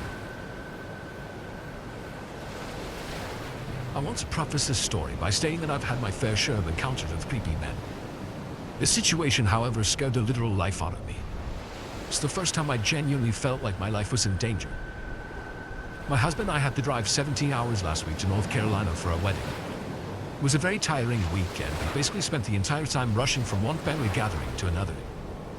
We were staying in a motel for the first time we were there. He had already been at this motel for a few days by the time the day of the actual wedding rolled around. The day of the wedding was hectic. We were rushing around trying to get ready to leave for the venue. My husband got ready before me so we could do some last-minute things before we had to leave. That left me alone in our motel room to get ready before he returned. It was brutally hot outside, and I decided to do my hair and makeup in just my underwear, so I wouldn't be sweating in my nice dress the whole time. The way this motel was laid out, the sink and mirror, and the general open area of the room, with the toilet and shower in another room, so anyone walking by our room window could see me standing in the mirror. However, I did have the curtains closed. These curtains were a little bit sheer, so you could technically see the shadow of someone walking by on the outside, or you could see maybe the silhouette of me inside the room. I was curling my hair in the mirror when I noticed the silhouette of a man walking by my room window. As he's passing my window, I see him stop and start trying to look into my window. And at first I thought it was my husband trying to see if I was ready, so I paid no mind to it. But the longer the guy stood there, bobbing his head around trying to get a better look through the curtains, I began to realize it was not my husband, because obviously, why wouldn't he just come in? Now I'm starting to get a little freaked out. Before I could do anything though, I watched as this guy starts to go for my room door. An utter shock and horror came when he was actually able to open the door and walked right inside. Before my husband left, he forgot to pull the door shut all the way, till it clicked into its lock. He was very upset at himself when I told him this later. So now I am face to face with this man, and I am in my underwear, no less. He was at least 6 feet tall, and standing in my room. I thought to myself, this is it, he's going to attack you. It's a very scary realization to have. I also thought to myself that you're going to have to burn his eye sockets out with this curling iron if you want to survive. For a few seconds, probably only a second or two, but it felt longer. He just stood there staring at me like I was a piece of meat, and he was starving, ready to pounce on me like prey. He then began to smile the most evil-looking toothy grin I've ever seen, and started mumbling something under his breath. I really couldn't make out what he was saying completely. I did make out the words, "Pretty lady," and "come here." I don't know if it was a fight or flight response, but I suddenly got pissed and I charged towards him, ready to strike him with my hot curling iron. I screamed as loud as I could, "Get the heck out of here." I must have startled him because he jumped back out onto the balcony of the motel. I saw this as my chance and I ran for the door. I luckily was able to get to the door and slam it shut right before he was about to make a second attempt at entering inside. I immediately collapsed on the floor sobbing. I was literally too scared to move from that spot until my husband came back about 15 minutes later. I told him the whole thing and he was freaked out. He initially wanted to find the guy so we could beat the shit out of him. I refused to let him leave my side. He must have apologized at least 1,000 times during the rest of our trip for not making sure that the door was locked before leaving. I told him that today, in that whole trip really, was so rushed I could see how it happened, which the motel management told him the story as well. And the police were obviously called and I gave them a description of the guys. They could see if it was someone who was staying in the motel. After going around to the few motel occupants, they said no one matched his description and concluded that he wasn't staying there. Obviously, we were late to the wedding that day and the whole experience just ruined what should have been a happy time. We planned on staying another day before our long drive home, but we both just wanted out of there as soon as possible. We skipped most of the reception and went back to the motel, packed up and left. I'm usually so vigilant with locking my doors, especially when I'm home alone. Just goes to show you, all it takes is that one time for you to forget to check your locks, and that certain unwanted guest is inviting themselves in. Last year, my best friend Ali and I went on this great American road trip, trying to ski in as many states as possible in the month that we had taken off from work. We did a lot of skiing and a lot of driving, even a lot of sleeping in various couches, truck stops, and of course, in motels. Most motels were fine. Some had great free breakfasts, and some had dirty hot tubs that left us scrubbing ourselves in the shower and joking about getting pregnant from the water. Some had weird stains that we tried to not think about. Some were spotless but cold, and a few were amazing. But only one was terrifying. We stopped at the motel around 10:30 after a long day of skiing, followed by a good 6 hours of driving. We were tired and sore and ready for bed. We had made some wrong turns and were not exactly sure where we were. We didn't want to use our dad on our Canadian phone, so we were navigating old school with a map. It was mildly unsuccessful, but we were pretty sure we had a few hours of driving into the next town. And we were not looking forward to it. So when we saw the glorious neon sign that blinked motel and vacancy at us, we didn't need to say anything. We both knew that was where we were staying for the night. As we pulled into the front of the office, I noted that we were the only people staying there. I told myself that it wasn't creepy. We were stopping close to a summer tourist spot midwinter. Of course there would be an excess of rooms. In fact, maybe we should have considered ourselves lucky that they were open at all. It was definitely not creepy. We entered the office and the shrill little bell announced our entry to the world. We waited for someone to come to the front desk. Then we waited a bit longer. We shared looks with lifted eyebrows and tapped our fingers impatiently on the desk. "Hello," Ali called out in silence. "Somebody here?" We waited for a few more minutes, then the door behind the counter slowly opened. An old man poked his head out, spotted us, and his face split into a wide grin. "Guests," he said. "You know, I thought I heard something, but I told myself it was just my imagination. You know, just my imagination. You don't get a lot of visitors around this time. And two beautiful young ladies, too. I'm so sorry I kept you waiting. Just couldn't believe that I had such luck. Welcome, welcome, welcome." He was certainly an odd duck, but I used to work long, lonely night shifts, so I know how excited you can get when something happens. "So, travel worry strangers, can I offer you a bed to rest your head?" He smiled. "Yeah, how much is a double room?" He looked at us, grin not wavering. $99 for 2 beds and $79 for 1. I was ready to splurge for the 2 beds. Ali moved a lot in her sleep and hogged the covers. Last night she had kept waking me up. "Let's do the 2 beds. I looked at her pleadingly. She gave me a quick look filled with annoyance, and I looked back at the man. His grin had faded. He looked as annoyed as Ali for a moment. When he noticed me looking at him, his grin snapped back into place. Actually it seems we only have the 1 bedrooms ready. I'm so sorry." "Wait, what?" I couldn't help but burst out. "There are like no people here." "Oh yes, that is the problem, isn't it? Sometimes we don't keep all the rooms prepped in the winter. Save costs, you know." I mean, I considered that. It didn't make sense at all, but I was too tired to argue. "You know what? For such pretty ladies, I'll give you a discount. How about $69 for the 1 bedroom? "We'll take it," Ali responded before I even had time to think. "Thank you. You can pay by card, right?" No, I'm afraid not. We don't, well, we never got around to that modern stuff. How to stay off the grid, right?" He laughed at his own joke.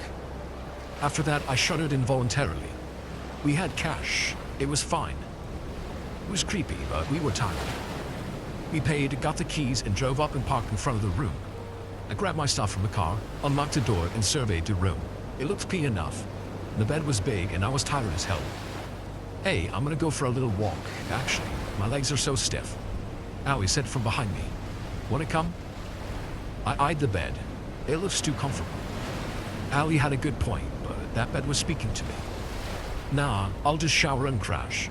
Okay, cool, no problem. I won't be very long, she said. Then she turned and left. I slammed the door shut behind me and stripped out of my clothes as fast as I could. I jumped in the shower and the luxurious feeling of hot water ran down my body. I had to force myself to get out. I went into the room, put on my PJs, and lay down on the bed. Allie still wasn't back yet, but her nighttime strolls sometimes lasted as long as an hour, even when she was this tired. She has a hard time falling asleep sometimes, and those walks apparently helped her. I got my phone out and tried connecting to the Wi-Fi, but it didn't work. I immediately got annoyed. Not because I really needed the Wi-Fi, but because I had paid for it, and I wanted it. So I just laid there, kind of annoyed and glaring at the ceiling fan. It was a weird model, something black sticking out from the bottom. I had never seen that before. I wondered idly what it did. Then I thought about how we were the only people staying here, and how Allie was walking somewhere alone in the dark, and how I didn't know where she was. Now, creepy that guy had been when he laughed at his own joke about staying off the grid, and the familiar feeling of fear started creeping into my guts. I knew where my mind was going. I have an overactive imagination. I tend to turn every situation into a horror movie in my head. It can be a real problem in my dating life. I think most guys are serial killers, and Allie always makes fun of me for it. I thought about how the guy had offered us 2 beds and then refused to give it to us. Did he want us in this room specifically? And why? Probably had some creepy fantasy of 2 young girls sharing a bed. I shook my head, trying to stop my mind from spinning out of control. I get out of the bed. I went over to the huge mirror on the wall, got my hair out of the towel, and started brushing it.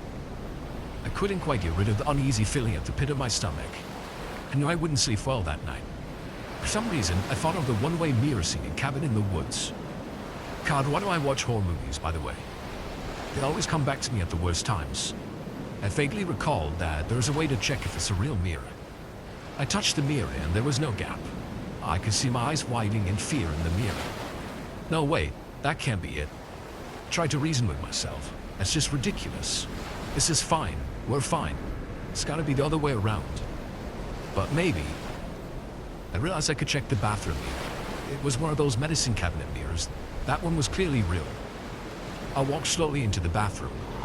Please be the same, please be the same, I muttered. I wiped the fogged mirror, took a breath, and slowly pressed my index finger against the surface. Ice filled my veins. A gap. I took a deep breath, trying to clear my mind. We needed to get out of there. And where was Allie? I felt panic following. I needed to get out of there. Okay, but play it cool, I thought. They could be watching. Who the hell are they? I can't let them know I know. I have to get out of here. The black thing on the fan. My breath caught in my throat. It had to be a camera. I went back into the bedroom and started putting my stuff back in my little bag. I hoped it looked innocent enough. Maybe we wanted an early start, right? Maybe I had OCD and liked all my stuff in my bag. It was fine. I went to put the bag in the car and I turned the doorknob. But it didn't move. I tried to stay calm and to not panic. It could be watching. Maybe it was jammed. I tried the handle again. Nothing. Used all my force. Nothing. I got my phone out and figured I'd text Allie and call the police. I had to do something. Of course, no signal. I literally wanted to cry. I looked around the room for a window. For the first time, I noticed they had bars in front of them. I've seen that before, of course. It's a safety precaution. My ground floor apartment in the city also had them, so that people can't break in. I never before considered that they also very effectively stop people from breaking out, though, as well. I figured the door must unlock from the outside only. Once you're in the room, you're stuck there. I pinned all my hopes on that idea. Allie would come back, unlock the door, and we'd get out of there. The next 10 minutes were the longest of my life. I kept trying to come up with a plan, or something, but my mind was drowning in adrenaline. Finally, I heard footsteps outside. Allie was back. I got up, standing right next to the door, and she put the key in the lock, turned it, and it opened. Allie, get in the car right now, I said as I pushed her out of the room. What, why? "There's a camera in the room," I hissed as I pushed her back. Her eyes were wide and she immediately obliged. I unlocked the car, threw my bag in the back, and we both jumped in. The doors to the adjacent room busted open and an old man came running out. He slammed his hands on the hood as if he was trying to hold his back with his bare hands. We both screamed as I skidded out of there. Even in my panic, I could see several shapes behind him in the room. He had not been alone. Just kept driving, praying that they weren't following us. "We have to call the police," Allie said after an hour of driving. "We have to." I agreed. She used her precious data to find the number of the local sheriff's office and called them up. I only heard half of the conversation. "Hey, I want to report an almost crime." "I'm sorry, I'm not quite sure." "What?" "No, sir, it's not a joke. We were staying at this hotel, and there was a camera, and one of those one-way mirrors," I interjected. "What?" She turned to me. "Yeah, tell him. And a one-way mirror, and the door didn't lock from the inside," she said, looking to me for confirmation. I nodded. "There are people in the room behind that mirror, too." Her eyes went wide in fear. She repeated the information. Then she described the location of the motel. "Yes." No, she sounded uncertain. "You've been skiing," she frowned. "Yeah?" "No, that's fine, we'd rather not." I looked at her quizzically. "No, really, we're already out of state. We just want to let you know." Then she abruptly hung up. "What was that?" I asked. "I don't know, he wanted us to come back and give a statement." "Shouldn't we?" I asked. She didn't say anything for a little while. "I don't know, I got a really bad vibe. Let's not, please. It's small-town American sheriff's office. That's likely totally how you die in horror movies." "We're not in a horror movie, though." "Are you sure?" I shrugged. I wasn't really stoked on the idea of going back either. Frankly, I was still worried that they were following us. I really didn't want to get pushed off the road by some psycho hillbilly motel manager. And we had told the police. We had done our part. Or so I thought. But yesterday, there was a story in the news about 3 young girls going missing. They were road tripping in that area. Never made it back to Seattle. I can't help but wonder if they stopped at that same motel. I also can't help but wonder what would have happened if Allie didn't take that walk. If we both got locked in that room, what the people in the other room expected, and what were they going to do? If they just watch, or if Allie and I could have been that missing person's story. After talking to my mom the other day, I just remembered a shady encounter my brother had. When I was 8 years old, I'm 20 now, my entire family moved from San Diego County. It's the middle of nowhere in freaking Colorado. After less than 2 years of being there and having to put up with the ridiculous weather, my oldest brother decided he finally had enough. So he got his GED and packed up all of his things in his crappy car. Left his Ferris behind for us to take care of, since they're illegal in California, and headed west to move in with a friend. Or at least he tried to. Didn't even make it 5 hours before his car completely died, because he couldn't handle driving through the Rockies. He was stranded in a tiny podunk town after dark, and his car got towed to a garage while the tow truck driver offered to drive him to a cheap but nice motel to spend the night, since we couldn't come get him until the next day. They passed by a Motel 6 or some other chain motel like that. The driver said, I wouldn't leave my dog in that place. It was a way nicer motel just down the road for the same price. And then kept driving until they showed up at this really run-down looking place. My brother thought it looked pretty bad, but he's kind of a shy and non-confrontational person. Plus he's scrawny and completely unintimidating. So he didn't say anything and just thanked the guy. Couldn't see it at night, but when my mom and I got there the next day, we realized just how weird this place was. They had a big pool right smack dab in the middle of the parking lot. But it was drained dry and looked like it had never been used. The entire family that owned the motel, mom, dad, daughter, and son, sat on plastic lawn chairs in between the pool and the building that the front desk was in, facing the motel rooms, literally all day long. Then we saw the inside of his room. The bathroom had a small window, which isn't unusual, but it was only 2 feet off the ground, and next to the toilet, with nothing covering it or obstructing the view of anyone using the toilet. Meaning anyone outside, like the owners, could catch you doing your business. There wasn't even a spot for a toilet paper holder, so the roll just had to sit on a shelf. The whole room looked pretty run down. My brother then quietly told us he barely got any sleep the night before because he was so terrified. At first, we assumed it was just because he was sleeping in a strange place by himself when he was only 17. His room was the kind where it's connected to the room next to it by a hallway, only a few feet long, with a door in each room. So large families staying in adjacent rooms can keep it open and get between the two without having to deal with keys. He said he heard faint noises coming from the room next to his the night before, so he opened his door to see what was going on. And there was enough of a gap underneath, CS almost standing right on the other side of the far door. My brother watched for a few minutes, and the guy's shadow never shifted. So he got creeped out and closed his own door, making sure to lock it, and then tried to go to bed. He woke up at some point to a strange sound, and sat there trying to identify it for a minute, before suddenly he realized it was a doorknob rattling. The guy had finally opened his own door and was trying to get into my brother's room. The sound stopped after a few minutes, but he was too scared to fall back asleep in case the guy tried again and picked a lock. And he was telling us the story quietly, just in case the guy could hear him through the walls. Never saw what he looks like, but who knows if the guy watched him while he checked into the room or something. I have no idea if he was planning on hurting my brother, but I'm sure he was up to no good. Add this to the strange, frustrating conversation that my mom had with the owner of the hotel, over the phone on the drive up, and the weird-ass mechanic shop the car was towed to.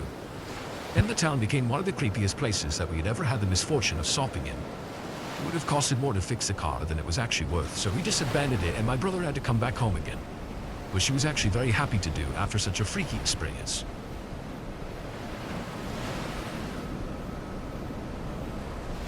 So this happened a little over 2 years ago now, and I wanted to post it somewhere, just look back on it one day and never forget the lesson that I learned. Disclaimer, yes, this is real, but I wish it wasn't. It was 2016 and I had just started a new job at a motel. It was low pay, but I needed an office job.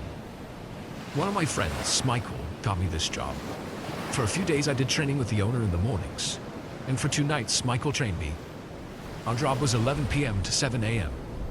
Nothing exciting, just checking guests in and doing paperwork. My boss, however, the owner, went away with his wife on vacation for a week, which is attributed to the swift training I had to endure. So it was my first night alone on the night shift. There was a monitor with security cameras around the motel's property and large glass windows all around the office building with the glass door. There was no night window like most motels have.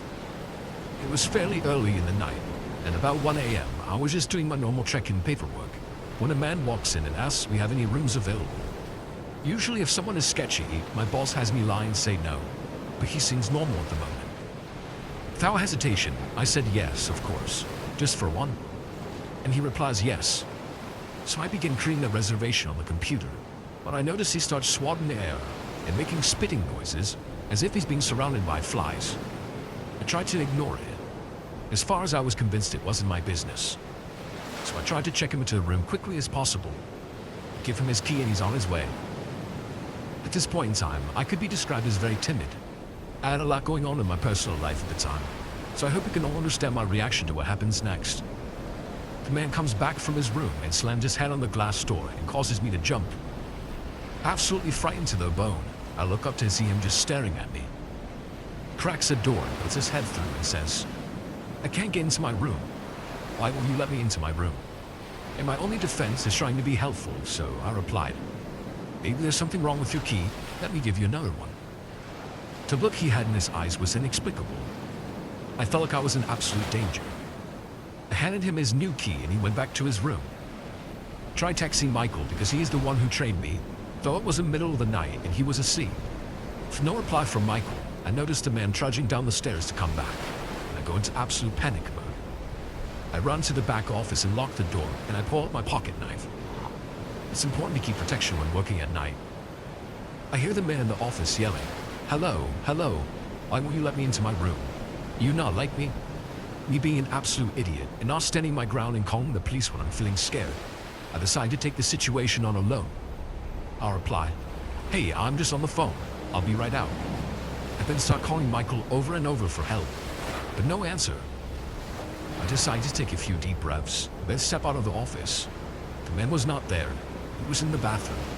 I started hearing him talking to himself angrily, saying, "Kill her, kill her." Then my heart sank. Still being an idiot and not calling the police, he comes out and I say, "Hey, your key was broken. Let me escort you to your room." He agrees, thankfully. I was wearing a long sleeve sweater, so with my arms down, I was able to hide my knife in my hand while holding it. I began to walk outside and he seemed insistent to walk behind me. We began making our way to the staircase and up towards his room. I was sweating from how nervous I was, continuously looking behind me to make sure he wasn't going to make a move. He stops at a room and I stop at his room a few doors down. I smile and say, "Oh, that's the wrong room. This is your room here," as it clearly said on the door. All time he was going to someone else's room and trying to open the door, and I felt bad for them. Quickly ran back to the office and locked the door. The next guest I checked in was a police officer from a few towns away. I felt bad for confiding in them about the guy, but they seemed willing to keep an eye out and an ear. The next night, the man came back, but I had the doors locked and told him that we were all booked up. I explained to my boss what happened when he got back from vacation. However, he didn't take me very seriously. I continued to work there on the night shift for the next year, where many other strange encounters happened. Moral of the story is, if you ever feel uncomfortable, always call the police. I've always been a very antisocial person. I've tried my best to grow out of it, but the older I've got, the worse it has become. I have a family that I love dearly and that I'm unbelievably thankful for, but sometimes I just need my space and time alone to decompress and do what I love. I built a cabin in the Upper Peninsula of Michigan, in the city of Marquette. The cabin is in the middle of the woods, and I go hunting up there, as well as ice fishing. That's mainly how I spend my time there. But I'm not doing that. I'm either cooking or relaxing in the cabin by my fireplace, reading a book or drawing. I do lots of light cardio workouts as well. I really do enjoy my time up there alone, but I do miss my family practically the whole time I'm there. However, it's just something that I love to do, and my wife completely understands and supports me in my hobbies, as do I with her.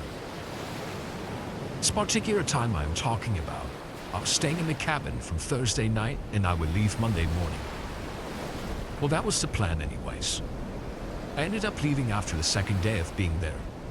On the first night, there was a horrible unexpected snowstorm, and it was already late, so I decided to warm up in bed and read my book until I fell asleep. I woke up at the crack of dawn and made myself breakfast. I got dressed and got all of my hunting gear and I was on my way.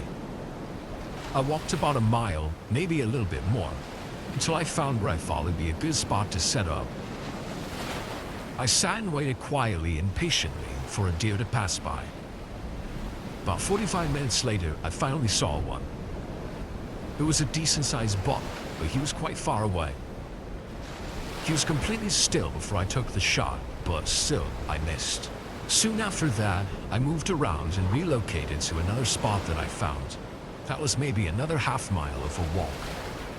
I set my area up and once again I waited. Then I heard something behind me, so instinctively I turned around to see what it was. It was a man, probably a few years older than I was, but he wasn't a hunter. I knew because he didn't have any hunting gear at all, and he wasn't wearing orange either. "Hello," I said, "can I help you?" "Yes, thank you, sir. I'm so happy I found someone. My family and I are stranded on the side of the road about 2 miles from here, and we are lost. My family is in the car waiting for me right now." Then he started asking me for directions, to which I helped him the best I could. Now keep in mind, he don't get very good cell phone service out here, so he couldn't call anybody. He said all he needed was $5 and a gas can. Now his car stalled because he ran out of fuel while he was lost and driving around. Out of the kindness of my heart, I walked him back to my cabin and I drove him to the nearest gas station and filled up my gas can with about $10 worth of gas and I gave it to him. And I offered to drive him back to his car. He took my offer, so off we were headed towards his car where his family was supposedly stranded. As we were driving and getting closer to his stranded car, he was being strangely quiet, which gave me a bad feeling and made me feel a bit timid. He finally found his car, and that's when he told me to stop the car and to let him out. It was an old beat-up red Pontiac. Before he got out of the car, he told me to drive away as fast as I could.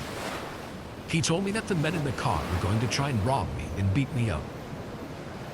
I was so confused because it all happened so quickly, but I took his word for it and drove off. As I drove past the car, I saw 2 other men, one in the driver's seat and the other in the front passenger seat. They both had ski masks on, and one of them had what looked like to be a crowbar. I'm sure they had other weapons as well. I wasn't sure if the whole plan was to rob me, and that maybe he started to feel bad for me and changed his mind. That was his way of saving me from getting jumped and robbed, or whatever the hell was going on. That's kind of what I feel like happened. Maybe they really did need gas, or I think the man that I helped out, which never told me his name by the way, was originally trying to set me up to get robbed. Maybe it was because I had a damn rifle with me and he got cold feet about the situation. I have no idea. I didn't know what to do, and I obviously couldn't trust that guy enough that he wouldn't spill to them where my cabin was, which was where I was staying for the time being. I felt my safety was definitely at stake here, so I packed my things and left to go home early. I left about an hour after that whole incident, and honestly, the worst part about this day was I came home to find my wife cheating on me with another man. I didn't call and tell my wife that I was coming home early, and I'm glad I didn't, because I probably never would have found out she was being unfaithful and having an affair. We are divorced now, and I live alone. I'm supposed to be going to the Upper Peninsula this year again, but I'm probably going to bring a friend with me this time because of what happened last time. I'll first give a little backstory to my living situation. I was about 10, possibly 11, when my mom found a job working as a live-in manager to a quaint little motel at the end of my town. She took the job, and we packed up and left my childhood home. When we first moved in, it was a disaster. Holes everywhere, and certain parts of the house smelled horrible. We later learned this was because the old manager, Steve, was a druggie, and his wife was making and dealing meth out of them. A couple months into living there, we had sort of fixed the place up and made it more livable. At this point, my mom was working full-time at the desk. We had mostly stayed towards the back of the house because of the odd setup. The way the front desk where you check in is laid out was basically in our living room. It was a tiny cramped room with just a desk on one side and a door on the other, which led to our living room. A lot of people decide to just open that door whenever they please, and often got a view of whatever video game my brother and I were playing. This as a kid already freaked me out, and because of the motel's past, many meth heads came by looking for Steve and would just walk right in when they didn't believe my mom when she said they didn't work or live there any longer. One time, during summer break, back a year or two after we moved in, I decided to stay up all night and play video games. I made a little nest in the living room and I made myself comfy. It was around 1 in the morning after hours of Skyrim when I started to hear weird noises. Usually if my mom knew a regular would be late, she would leave a key in an envelope for them, which looking back doesn't seem smart at all. I heard talking and it sounded like two men speaking a different language. I figured that's what they were doing and would leave in a second, but they never did. Continued talking for like 10 minutes before I started to hear them pull on the door. At first it was gentle, as if they were just testing it. As they continued, it seemed to get more frantic and I could almost hear grunting. Soon it was full-on banging on the door. I was confident that my parents would hear it, but the room was all the way in the back of the house, which was about 3 hallways down. So after a minute, I figured I might be screwed and that I was probably going to die. I was a super paranoid kid. The banging stopped, and after a few seconds, I started to hear tapping at the window behind the desk in the house. I saw very clearly a head from behind the curtain. Windows were high up, and he looked to be stretching up to get it. He started to yank on the window, trying to break it open. While he was doing this, I saw movement at the screen door in the kitchen. At this point, I was absolutely shitting myself. I was petrified. I'm guessing the guy who was at the desk door had now circled around to the screen door. All his body was prying at the window. He jiggled the doorknob back and forth, after a second of resuming what he was doing earlier, and now banging on that door full force. For some reason, through my fear, I decided to try and be a ninja. Topped my sneak level, of course, and its army crawled into a little office pod connected to the desk. It was a key drop-off where people could just shove their keys into when they checked out. That was basically just a hole in the wall. I popped up, all while they were still banging on the door, and grabbed a pencil to lift up the flap. I don't know what I expected to see. They were clearly at the side of the house, but I just had a horrible feeling, like I was being surrounded. Well, it turns out I was right, because when I lifted it, I saw 2 more men standing at the door, hands in their pockets. I immediately closed it and I almost cried. During this, I failed to notice the hallway light turn on and my parents emerged. looking very distraught. As soon as my dad turned on the kitchen light and shouted, "What the hell?" all the noise stopped and the guys took off running. I could hear one of them shouting something and then nothing, just complete silence. After I told my parents about what happened, the best I could through hysterics, they called the police. They showed up about an hour later and took the report. It didn't seem like this happened to anyone else in the town, but the police seemed to think it was some random workers and maybe didn't understand that we were closed. I don't know, it seems like they were just kind of race planning, but I never really got an explanation of that night. All I know is that they didn't seem friendly, and I don't know what they would have done if they got in.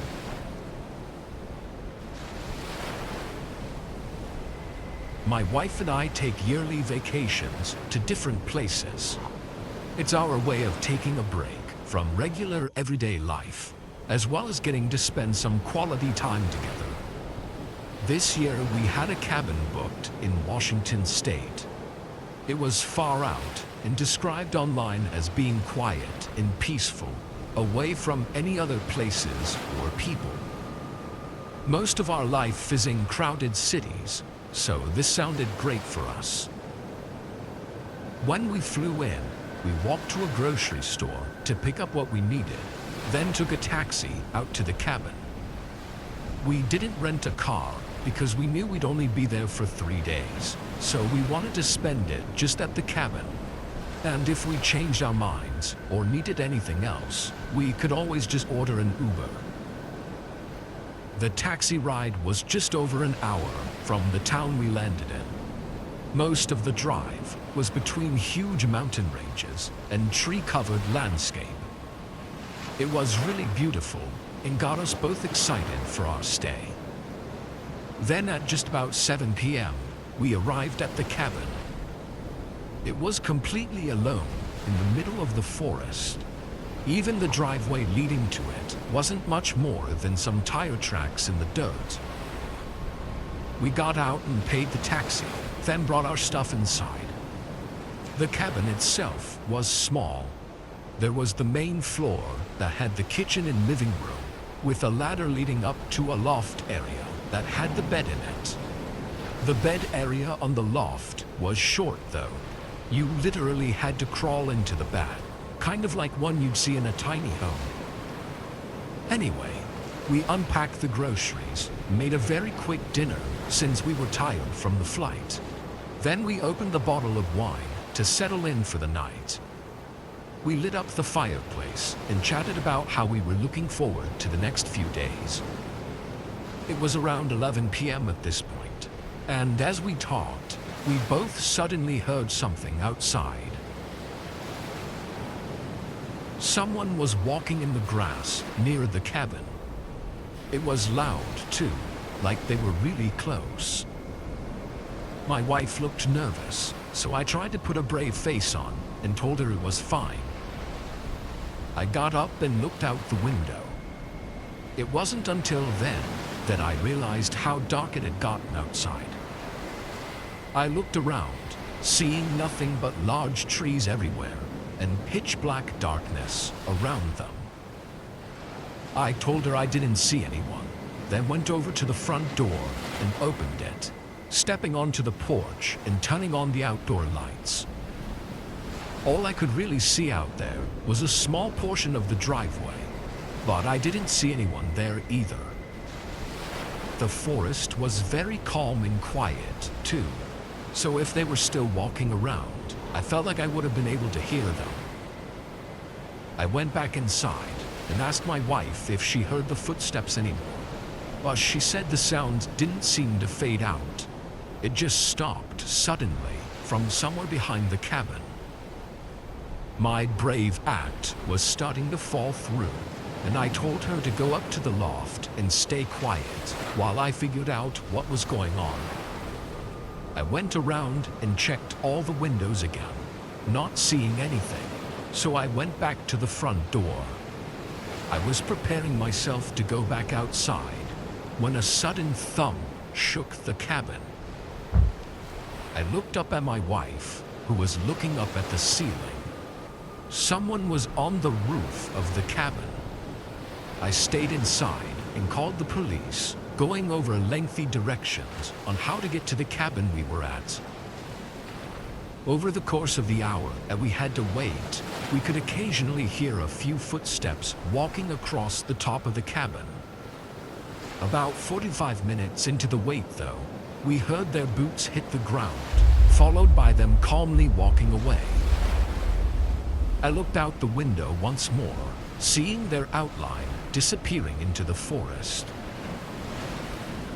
Police took our report and gave us a ride into town, where we spent the rest of our vacation. What that person was doing, miles away from civilization, in the middle of a forest, is terrifying. Seeing as they were likely waiting for us to either go to bed or go outside, we're just thankful that we got out of there before something else could have happened.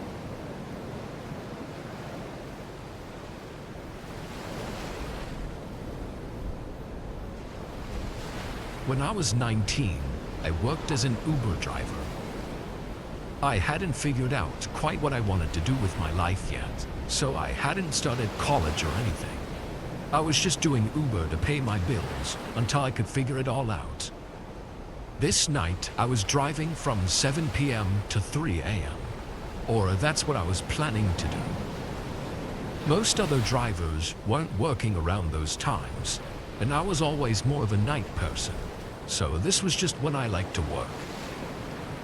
Around 11, I picked up a lady from a bar and drove 35 minutes away to drop her off at home.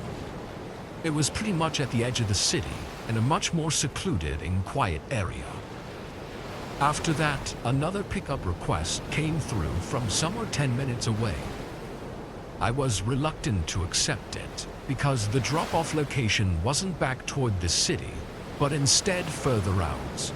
I still ended up accepting it and just hoped that the next person would be going towards the city, where there would likely be more work. I pulled onto the road and started driving to the pickup spot.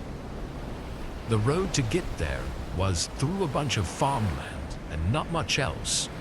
It was pretty empty of any other cars, too. Once I got to the last turn, it was down a thin dirt road going between a field of tall grass or wheat.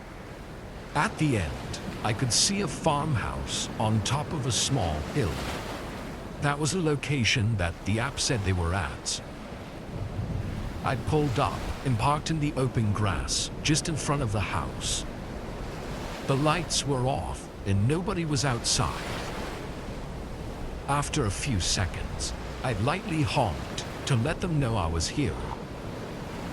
I had my windows rolled down and the crops blowing around in the wind was really loud. I only say that because a sudden tap on the passenger door startled me. I hadn't thought to look back at the road I just came from, because I obviously assumed it would be coming from the house. The man leaned his head through the open window and looked at me. There was a strange moment as he held a straight face and said nothing before I spoke, asking if he was the one who ordered the Uber. His eyes moved to the back seat, looking around before he nodded and looked back at me. "Can you help me carry something out to the car?" Technically, being at work, my reactive answer was sure, and assuming it was just some luggage or something. But I quickly regret answering without thinking about it. He began walking toward the house, so I got out of the car and followed loosely behind him. Once he got up to the porch, he opened the door and somewhat rushed inside without even looking back at me. As I matched his pace and got onto the porch, the wide open door showed an empty hallway with still no lights turned on, and the man was nowhere to be seen. I couldn't even hear any footsteps of him walking around. Standing there, an eerie feeling loomed over me.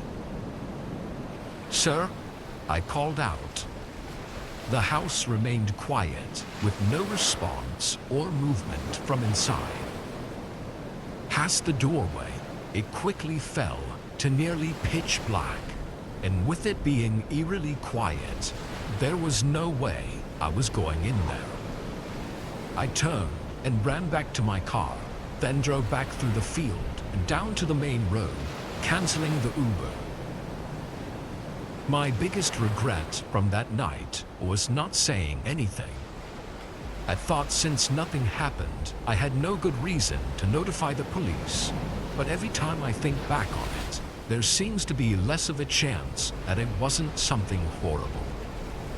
I even looked up some information on the farmhouse about a month after this happened, and all I could find was that it was last sold in the 1960s. So the man I saw almost definitely wasn't the owner. He probably didn't even live there.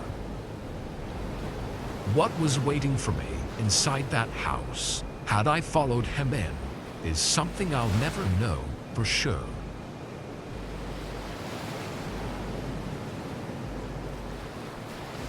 I was living with my brother at the time in a very small 2-bedroom house. It was really outdated and in a bad part of town. Both of us were saving up to move out and away from there, and thankfully we were able to a few months after this happened. At the time though, I was working overnights at a hospital and my brother worked mid-shifts at a grocery store. Because of this, we rarely saw each other for more than a quick hello or goodbye. It was my day off, and since I worked overnights, I usually tried to keep my sleep schedule the same. So I woke up at 8 p.m. and had breakfast, then greeted my brother as he came home from work. A couple hours later, he went to bed, and I stayed in the living room, watching Netflix and relaxing. Not too long into the show, a light beamed into the room from outside the front window, almost as if someone was pulling into our driveway. I got up and went over, looking out and seeing a car parked behind mine. Their lights were still on and blocking any view of who was inside. I didn't have much time to look though, because a sudden knock came at the front door. Of course, I was immediately aware of how odd this was, but even more so because it was pouring outside.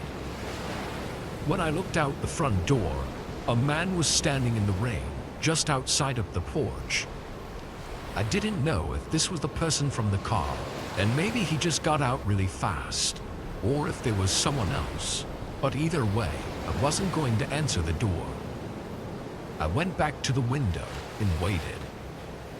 A couple minutes later, the man by the porch walked up to the car, getting into the passenger seat, and then they backed out and drove away. I thought it was really weird, but that they must have had the wrong house. I sat back down and started watching my show again. I didn't even really give it much thought after that, and spent what I think was the next hour laying on the couch. But at some point, I dozed off. I wasn't asleep for long, maybe 15 to 20 minutes, because the TV was still on and only one episode had played through of the show I was watching. I paused it and sat up, taking a sip of water and trying to shake off the sleepiness. After a moment though, I realized the rain was really loud. I turned my body and looked at the front hallway. The front door was cracked open. Feeling a rush of panic, I ran over and looked at it. I knew that I'd locked it before, so the only explanation I could think of was that my brother had woken up and gone outside for some reason. Or at least that's what I was hoping it was. In the back of my head, I was thinking about the people who showed up earlier. I closed and locked the door, then called out for my brother. The house was quiet, aside from the rain hitting the roof, and my brother didn't respond. I started walking up the staircase and looked down the hallway. The door to his room was open, which was really odd if he was still sleeping. As I got closer though, I could hear what sounded like multiple people moving around in his room. Just as I got up to the doorway, a man came running out, knocking me over and continuing down the hallway. Another man followed him, running around me, and down the stairs. As I hurried to my feet, my brother came out of the room and said to call the police as he chased him down the stairs. I was dazed at everything happening so suddenly, but I did as he said as I followed behind him. The two intruders ran to the side of our house and down the road, and my brother locked everything behind them. While we waited, he said they woke him up and held a knife to him to keep him from talking. He said this all happened only a minute or so before I woke up, but when they heard me coming upstairs, they got flustered and ended up just running. They never said why they were there or what they wanted.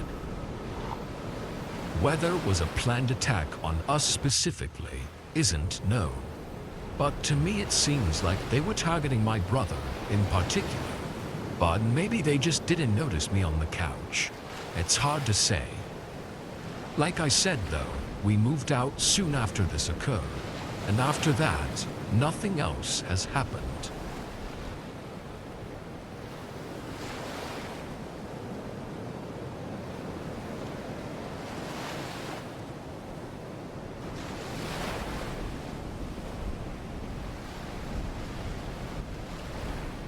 I've owned and lived in the same house for 8 years.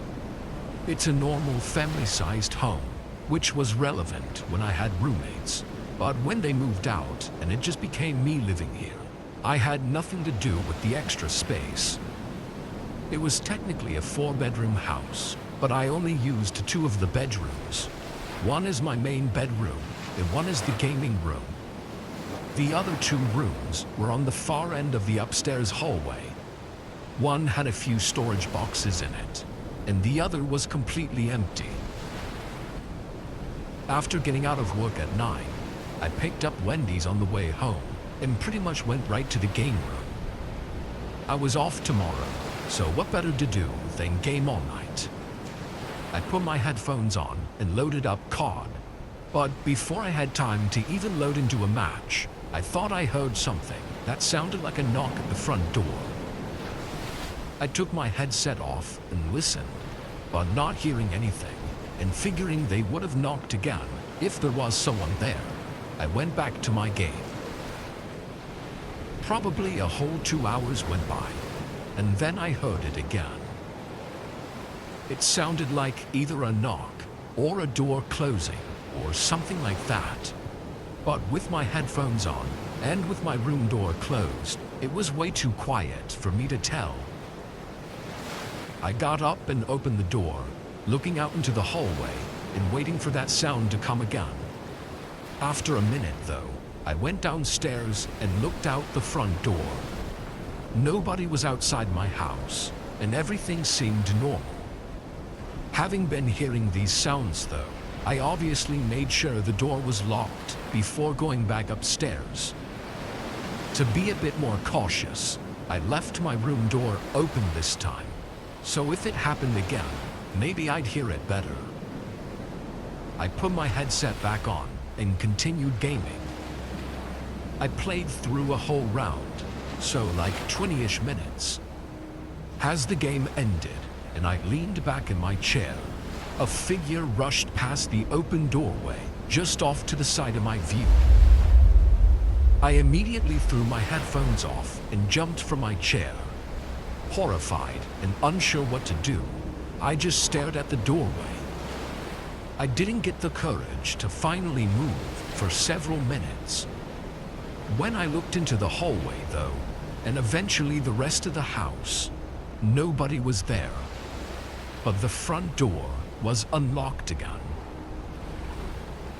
When police came and investigated, it was clear that the person had been hiding and very likely living in the empty room.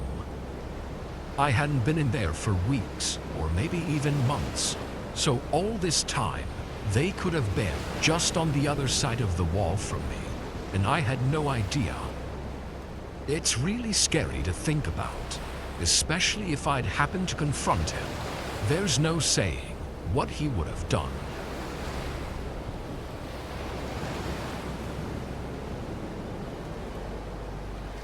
This happened to me just a bit over a year ago.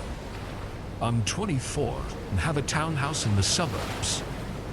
I live alone, which for me gets really boring, so I try to have friends over whenever I can. My closest friends come a couple times a week and sometimes even sleep over to escape their parents' houses. I didn't have any plans this night, but I had plans for the next day with my friend Sarah, who was supposed to be coming over to have a movie night. So I really was just trying to get this night over with and looking forward to the next day. I went to bed early, like 9:15. In the middle of the night, I woke up. I looked at my nightstand and saw it was 2 a.m. But the way I woke up was odd.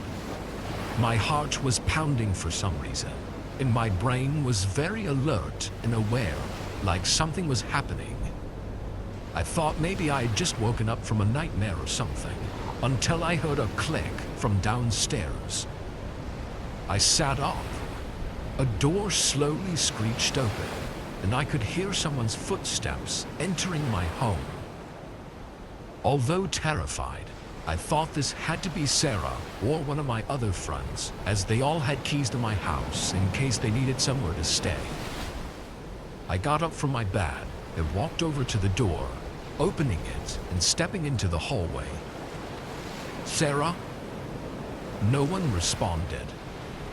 I waited in the hallway for what felt like forever, but then a bright light suddenly flickered on, lighting up the hall downstairs. A second later, soft, chattering noise came from the living room. Whoever it was had turned on the TV. For a moment, I felt relief, thinking it was definitely one of my friends who had one too many drinks. I went down the stairs and into the living room and felt my whole body turn ice cold in an instant. Some random man was sitting on my couch looking at the TV screen. He looked maybe 50 years old, with patchy, long black hair and dirty clothes.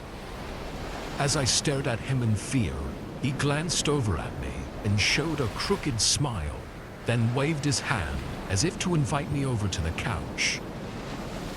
I turned around and sprinted right out the front door. I banged on my neighbor's door until they let me in and called the police. By the time they made it, though, he was gone. No trace of him at all. What's worse is the police didn't take it all that seriously, suggesting it was probably just some harmless homeless man wanting a place to sleep. The way I see it, everything points to otherwise. He picked the lock on my door, sat on my couch, and turned on the TV. Then the sick man smiled at me and invited me over to the couch. I think he may have been a stalker or something, and now I find it hard to even sleep at night when I'm alone, thinking that there's a chance that I'm not really alone.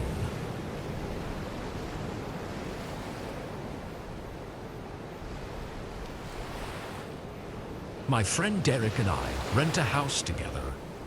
He's a pretty big partier though, and often stays out really late, or even sleeps over at others' places, so a lot of nights I have to myself. This was one of those nights where Derek was out at the club or something. So having the night alone, I brought out a couple cans of beer to our front porch and sat on the swinging bench we had set up. It was nice weather out, and with it being nearly midnight, most people were sleeping, and the neighborhood was pretty quiet. After being out for a little less than an hour, a person came walking down the street in front of the houses. He looked like a large guy and had a sweatshirt on with a hood over his head, but something was off about the way he was walking. He was very stiff, like only his legs were moving, and his whole upper half wasn't. When he got up to the part of the road my house was in front of, he stopped and looked over at me. I waited a few seconds for him to say something, but he didn't say anything. He just stood there in the middle of the road, right in front of my house, and looked at me. "Hey buddy, you need something?" He stayed quiet for a moment, then started walking up my driveway. I stood up from the bench and yelled at him to leave, but once I realized he was getting pretty close, I hurried inside and locked the door behind me. I then watched out the peephole as the guy came right up to the door. He waited for another second before pulling out something from under his sweatshirt. It was hard to see from the small view I had, but it looked like maybe a hammer or a crowbar or something. Once I saw that, I knew what was likely about to happen. I ran upstairs and locked myself in the bedroom, dialing 911 and trying to be quiet. I could hear the wood splintering off the door downstairs as I pleaded with the operator for help. Then there was a loud thud and silence. The broken door swaying on its hinges was the only sound. I waited anxiously, only assuming that I'd hear the guy's footsteps approaching the bedroom door at any second. But seconds turned to minutes until I heard a cop car pull into my driveway. I thought about running down to the officers, but the operator suddenly told me through the phone to stay where I was and wait for the cops to get to me. So I sat back down. 30 seconds later, I hear one of the officers walking up the stairs, followed by them shouting and firing off a taser. The guy had been standing right outside the bedroom door, as if he was just waiting for me to open it. He was arrested and apparently was very drunk, but I have no clue who he was or why he did what he did. As far as the officers have told me, the guy wouldn't even say why he was walking down the road or what he was even doing there. All I know is if I had opened that door, it would have been the last thing I ever did.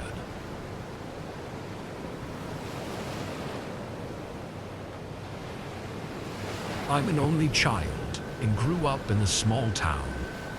My parents were hardworking and often struggled to pay the bills, so they usually worked a lot of overtime or even had multiple jobs.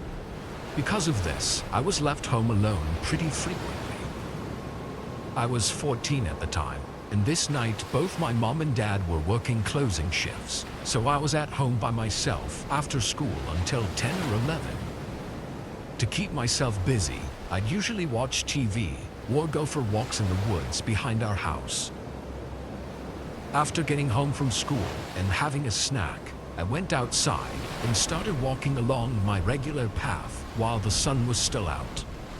It was a 2.5-mile trail through the woods that almost never had anyone else walking on it. Strangely though, about a mile into the walk, I saw a guy on the trail up ahead. He was sitting with his back against a tree, wearing a dark blue jacket, and had a red baseball cap tilted downward, covering his eyes and most of his face. From the way he was slumped over, it almost looked like he was sleeping. So I continued walking, trying to quietly pass by him. As I got just a couple feet away though, he lifted his head and instantly locked eyes with me. His eyes were tired and red, and he had this disturbing frown, like he was upset or something. As I passed by, he started standing up and getting a strange feeling about him. I began walking faster, basically jogging the rest of the trail and back home. I didn't see him follow me, but I locked all the doors just in case. Again, I was only 14, and even though I was used to being home alone, I still got scared pretty easily. I stayed inside and checked the windows one last time before trying to distract myself by watching TV. Only a few minutes after turning it on though, I heard a voice at the back door. I paused the TV and listened, hearing a man call out multiple times, repeating the word hello. I stood up and looked down the main hallway. That same guy with the red cap and blue jacket was standing at the back door, almost pressing his face into it as he tried to look inside. I quickly went back around the corner, but he must have saw me because he immediately stopped calling out and instead started trying to force the door open. I just froze up in the middle of the living room, listening to the door jolt back and forth against the lock. After several attempts, though, he left. I called my parents and they called the police, but he was never found. Having been followed home and them trying to break in, though, I can only imagine what they were trying to do to me.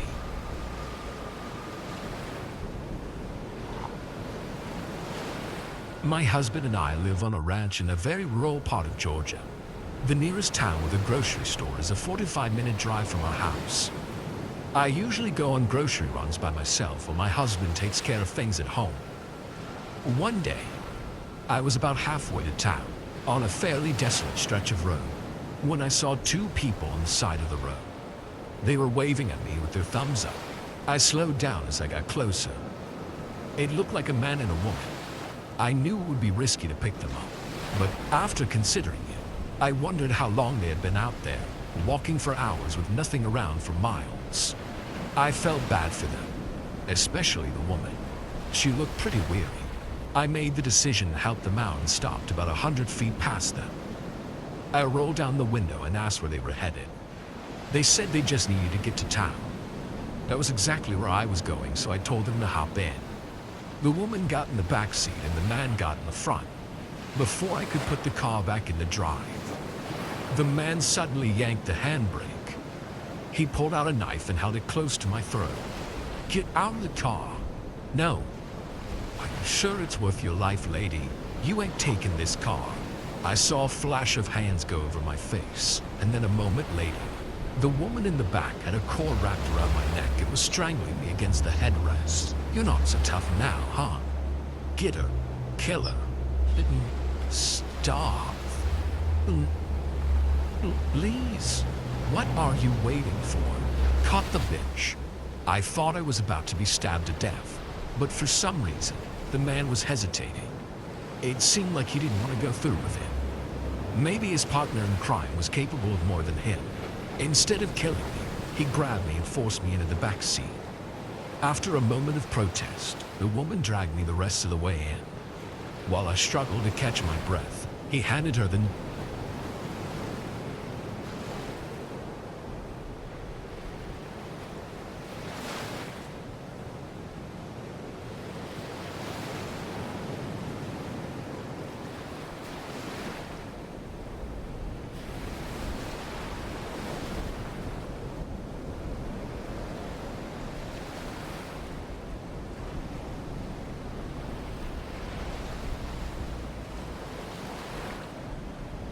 impression that it might do anything. Looking into the eyes of a woman that was guarding me with a knife, I saw a maniac just waiting for the slightest reason to take my life. The man driving the car, as unsure of himself as he seemed, was the only thing reining her in. That was a really scary thought. The two of them continued bickering at each other, trying to figure out what to do with me. Well, if we're gonna keep her here, we might as well use her for something. What the hell is that supposed to mean? We can pull over and entertain ourselves with her. It's been a while, hasn't it? Don't you want to let off some steam? No, shut up. We're not doing that. Ugh.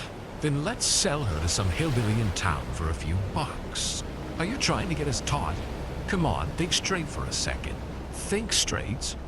How is letting her come along for the ride and not dumping her in a ditch in the first place thinking straight? Shut up.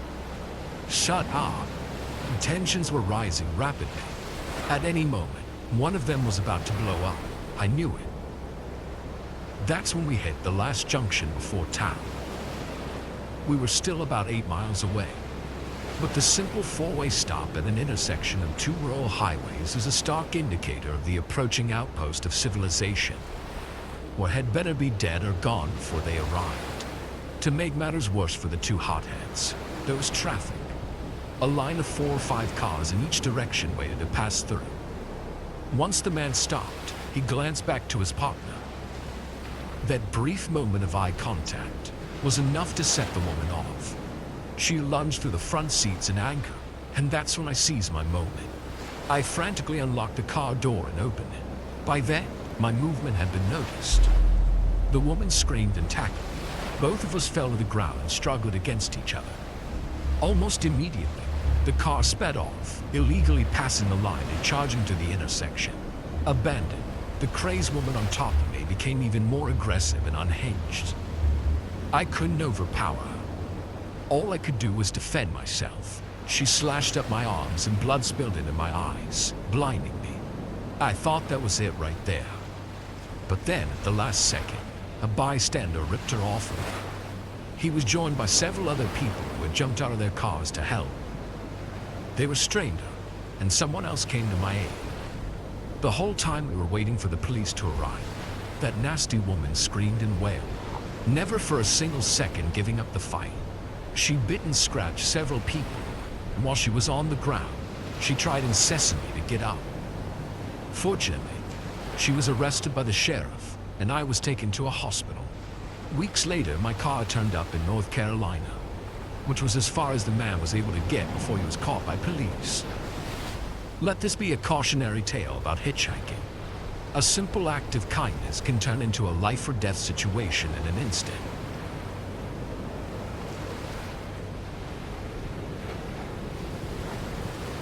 The story first appeared in the news in late November of 2023. A woman in Cherokee County, North Carolina, picked up Jordan Hedden and Stephanie Neese, who were hitchhiking. Hedden forced the woman into the back seat and took control of the car, kidnapping the woman. Stephanie Neese was subsequently arrested in Georgia, and Jordan Hedden was later apprehended after a period on the run. In my early 20s, I traveled back and forth across the country. I didn't have any destination in mind. I was just tired of being trapped in my hometown my whole life. So once I had a bit of money saved and gathered up some supplies, I hit the road and never looked back. The thing was, I didn't have a car, so if I didn't have enough money for a bus ticket, I was either walking or bumming rides from whoever I could. That often meant hitchhiking. I lost count of how many times I got a ride with just my thumb. There's a huge stigma about hitchhiking, but in almost all my experiences, it turned out fine. Of course, as many female travelers I've met along the way have pointed out, being a man makes it much safer. Plus, I always keep my wits about me and know exactly where my knife and hatchet are at all times.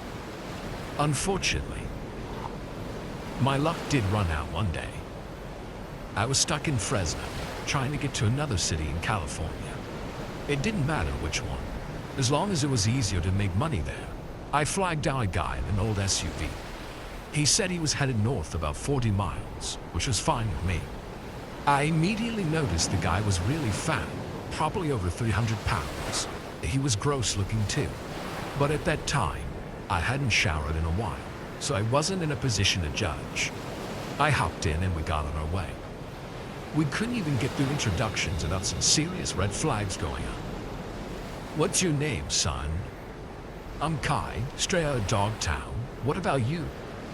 "Well, my mama named me Jed, but that's just 'cause she didn't know any better." "What do you mean?" "I mean, my real name is Jesus." "You mean like Jesus Christ?" "Yes, boy. Jesus Christ in the flesh. That's me." Oh man, I thought, here we go. This guy was obviously nuts, but this wasn't the first time I'd gotten into a car with a crazy person. I just rolled my eyes and humored him with a bit of healthy skepticism. "That can't be true, man." "You don't think so? Then how come I picked you up and gave you a ride without anything in return? Who else would do that?" "Lots of people have, man." "Sure, maybe you're right. Of course, if you were a girl, that wouldn't be the case." "Huh? Never mind." We sat in silence for a while. I thought about asking to be let out early, but I had a feeling that would upset him, which wouldn't be a smart move. I tried to sit there and bear it.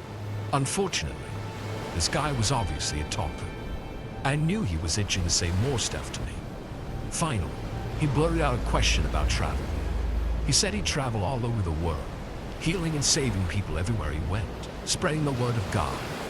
I'd never left the country before, so I couldn't disprove anything he said about cities in other countries, but he was clearly full of it. Eventually, things took an even worse turn. What's your favorite place you've been, Kai?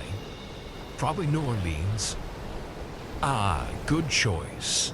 But I'd have to say the Virgin Islands. It really lives up to the name, you know. You ever been with a virgin before? Yeah, once. It's the best. The younger the better, I always say. I got some pictures in the glove box. Wanna see? I strongly declined to see whatever illegal filth was in the glove box, but he kept pressing me. It turned into a shouting match. Eventually, he said he'd get the photos out himself. Then he reached over me and opened the glove box and started rifling through it. The car started drifting into the right-hand shoulder. I shouted at him to pay attention to the road. I tried to grab the steering wheel to correct the car, but he was too fat for me to reach around. That's when I saw the parked work truck on the shoulder ahead of us. We were barreling straight for it. The lights were flashing and there were men outside of it, unaware of the danger heading their way. I screamed at the man as we drove off the shoulder and into the grass, about to crash into the trees. He finally noticed and tried to get back in his seat, get us back up on the road, but he overcorrected and lost control. The brakes locked up as we ran straight into the back of the work truck. Poor soul standing there didn't have time to react. The airbags went off and I was dazed for a few seconds, but when my head cleared up, I saw the horrific scene. The worker was pinned between the car and the truck, screaming in agony. I cussed at the creep and told him to get out and help, but he just sat there in shock. I got out of the car and tried to help the worker, but as soon as I saw what the impact had done to him, I knew there was nothing I could do. His legs were completely crushed, lost in a heap of metal carnage. A moment later, a woman came running over to the scene. She was on the phone with 911 asking me questions, but I was still too shaken from the crash to remember exactly what she said. She was skinny, and though she was an adult, she had a juvenile look to her. I remember thinking she was probably the creep's type. And just then, he got out of the car and ran straight for her. The crash made any restraint he had disappear. He tackled her into a huge bear hug. She started screaming and dropped her phone, trying to hit him so he would let go. After a few seconds, he took her to the ground. I couldn't believe what he was trying to do in broad daylight. If he wanted to, I thought he would snap her neck like a twig. I rushed into the car and got my hatchet out of my bag. I went right over to them and plunged the hatchet into the back of his skull. Then I ripped it out and struck him again. I hit him several more times before his body went limp and he rolled over off the woman. She was crying and whimpering in shock. A lot of blood had spilled onto her face. I did what I could to comfort her, but she had retracted into a mental shell. I looked around at the surreal scene. 2 dead men, a traumatized woman, and me at the center of it, wondering how the hell I got there. Soon after, police and paramedics arrived. I was questioned and cleared of any guilt. After that, the news reporters arrived. I told them what happened too. That video ended up going viral on the internet, changing my life forever.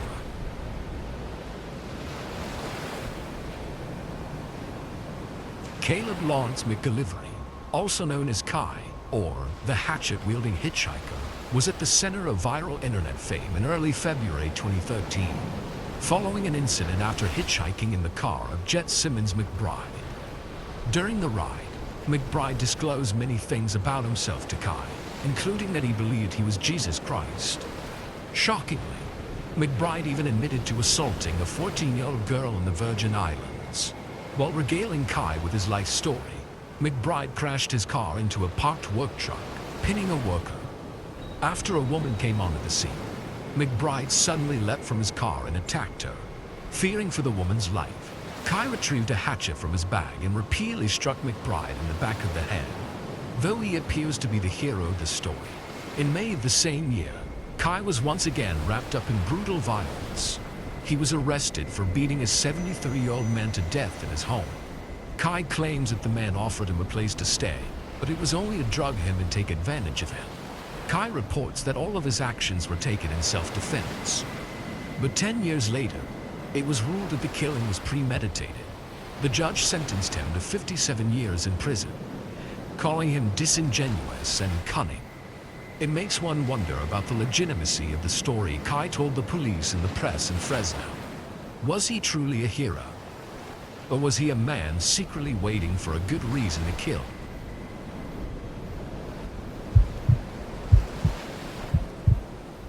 Are you sure? He might have to drive all night.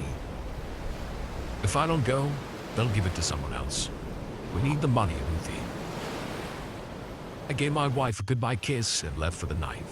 I generally take trips early morning, but a former friend of mine got me this new job where I had to drive to the nearest dock and pick up medical supplies to be distributed at the hospitals. Even though I said nearest, it's almost a 60-kilometer journey. I checked my phone. It's 11:30 already. I hopped inside the truck and immediately lightning flashed in the distance. The rumbling sound of thunder made me frown. Please don't rain. Like always, my prayers were unheard. Within the next 15 minutes, heavy rain started to pour. Raindrops were so massive, it made more noise than my gassy grandma. It was getting very difficult to see in the bad weather, let alone drive. Ruthie's worried face flashed right in front of my eyes, and I started to regret my decision. But then I thought I wouldn't be man enough if I just gave up and returned home. I eventually parked under a tree on the side of the road and waited for the rain to stop. The tasty dinner I had at home made me a little sleepy, so I shut my eyes for a quick nap. When I woke up, my eyes took time to adjust to the darkness outside. I turned on the headlights and got goosebumps right away. At the end of the road, I spotted a figure standing still. Who could it be? I turned the key in the ignition and began driving towards them. As I drew nearer, their features gradually came into focus. What the hell? I couldn't believe my eyes. It was a woman. I stopped right next to her and rolled down my side of the window. Are you all right, ma'am? She stood there, quietly, staring at my face. Her hair was disheveled, like she hadn't taken a bath for days. Ma'am, do you need help? What time is it? What? Is it past midnight? I was surprised by her line of questioning. I mean, if you're alone on a stranded road, wouldn't you be concerned more about safety rather than time? midnight. Perfect. She looked up at the sky and started to walk slowly towards the passenger seat. For the first time, I noticed she had a backpack on her shoulder. She stopped right outside the door and smiled eerily. Can you drive me to the nearest gas station? Sure. I opened the door while smiling back awkwardly. She wasn't very tall, so she dangled her hand in the air. It was so weird. She could easily climb up, but she waited there for me. Out of chivalry, I grabbed her hand, pulled her up, and damn, what? Your hand. It's so cold. Maybe because I'm a cold-blooded murderer. She sat right next to me with a backpack on her lap. The way she talked, laughed, even breathed seemed weird, creepy to me. One moment I even thought, what girl in her sane mind hitchhikes in the middle of the night? Then again, it was none of my business. We drove in silence for 10 minutes straight, and I was getting uncomfortable, so I began the small talk. So, are you from here? Why? Just asking. It's not safe to roam around too late, you know. I ran away from home. Just what I was expecting. Oh, your parents must be worried then. They don't care about me. Her face was so calm, yet expressionless. Why is that? Dead people can't get worried. Your parents are dead. Yes. She giggled while saying yes. I wondered who laughs at her parents' death. Did I just make a mistake in giving this girl a lift? As if she read my mind, she stared at me, grinning. Do you pick up hitchhikers like me often? No. I generally do morning shifts. So this is your first time out in the dark, huh? Her questions were so irrelevant that I didn't know what to answer at times. Suddenly, I smelled something. It was pretty foul, similar to roadkill. With each second, the reeking odor was overpowering the inside of the truck, so at one point, I had to roll down a window to let fresh air in. It's impolite to ask a girl what's causing the awful smell, even though I was pretty sure it was her. Her clothes had mud stains, her nails were filthy. It was clear she had seen better days since she ran away from home. An awkward silence prevailed once again when she started to pluck the skin around her fingernails. And she started digging at them, pulling them ruthlessly from her scalp, causing blood to seep out. It was horrifying to witness. Damn. This is why elders warn us not to get high. Now it all makes sense. Her body odor, her unclean clothes, her weird replies. She's definitely on something. Something too strong. At that point, I just wanted to drop her off somewhere. Anywhere. Do you know how far it is to the next gas station? Seems like you too want to get rid of me, like my parents. No, not that. I'm going to... Stop. Her scream made me hit the brakes way too hard.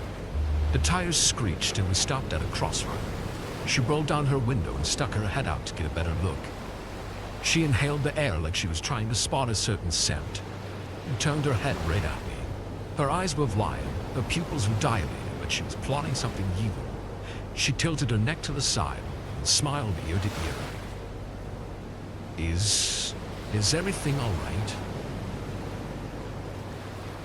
She shook her head from left to right, gesturing no, and quickly opened her door and jumped down from my truck. Before I could make out what just happened, she ran into the deep woods and disappeared into the night. Hey, wait, where are you going? But I couldn't see her anymore. I didn't know what to do next since my mind was getting all freaked out. Then I noticed she had left her backpack in my truck. The reeking odor was still there, even after she was gone. Is it coming from the bag? I opened the bag and...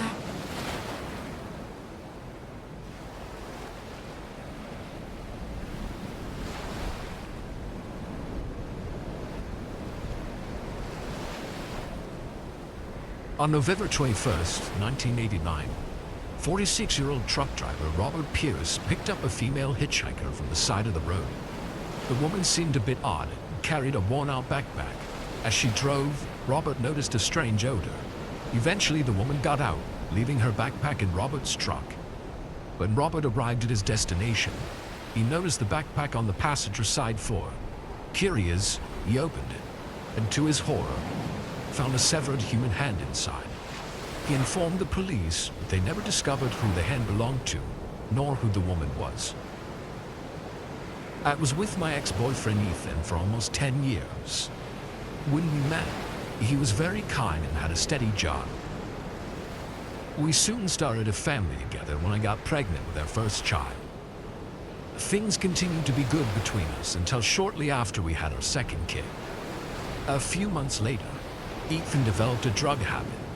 He blamed it on the stress of trying to keep up with work and the kids. He said he needed it to get through the day.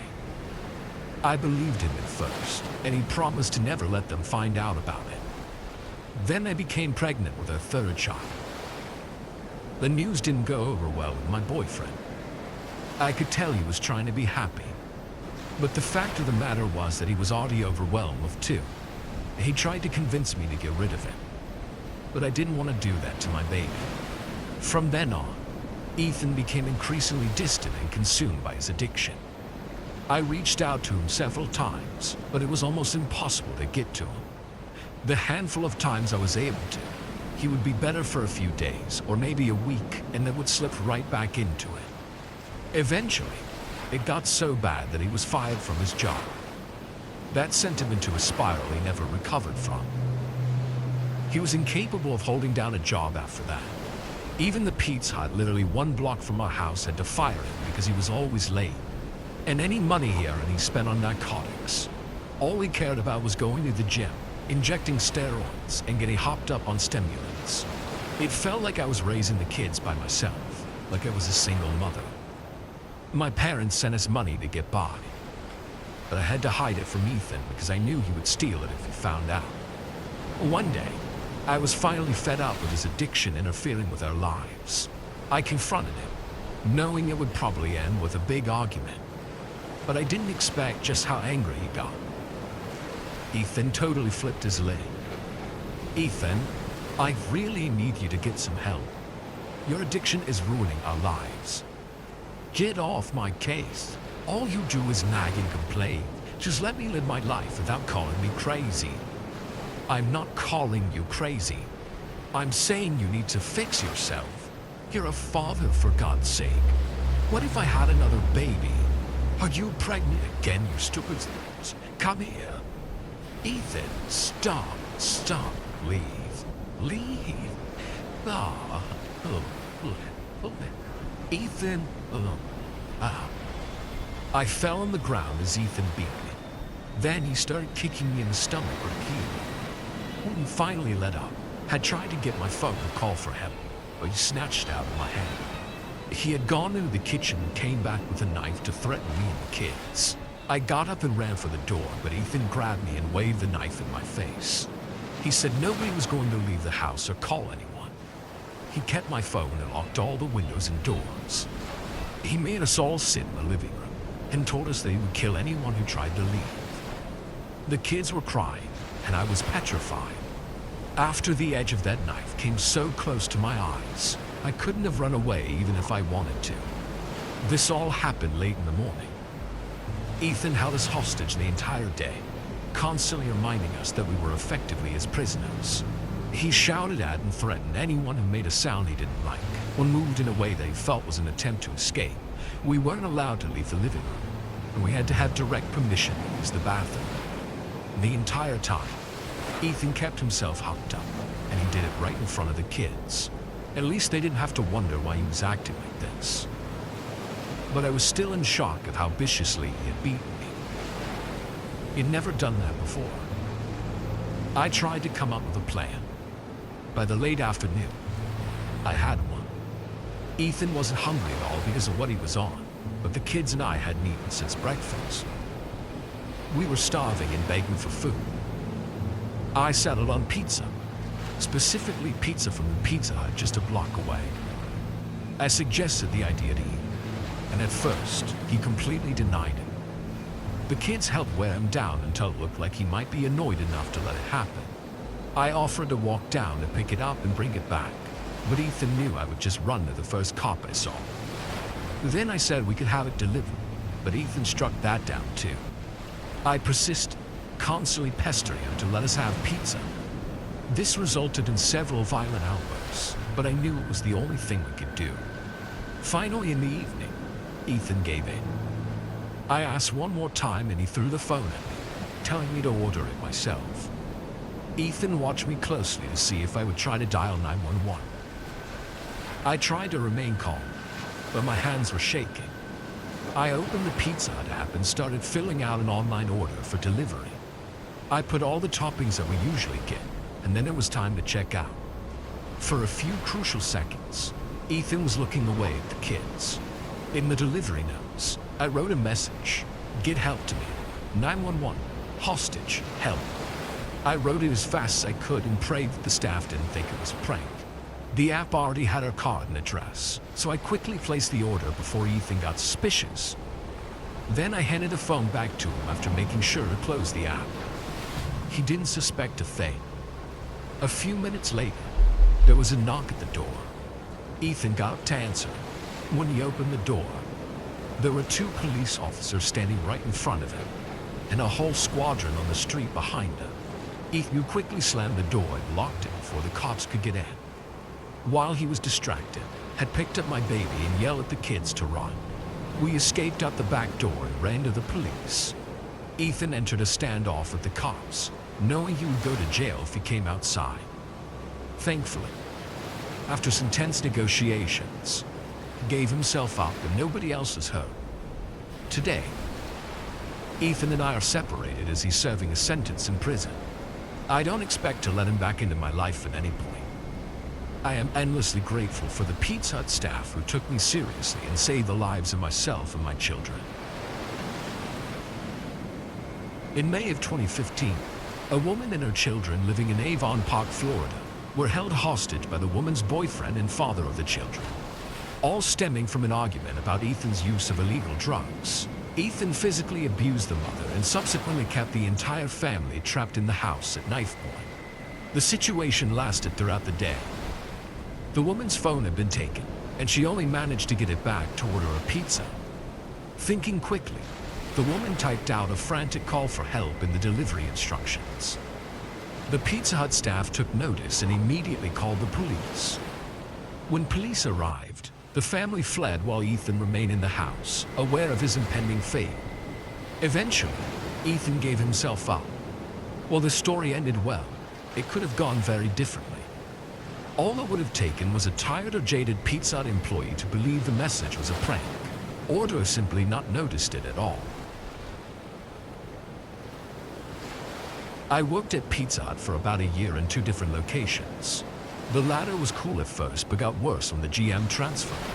Not enough staff, the usual type of deal.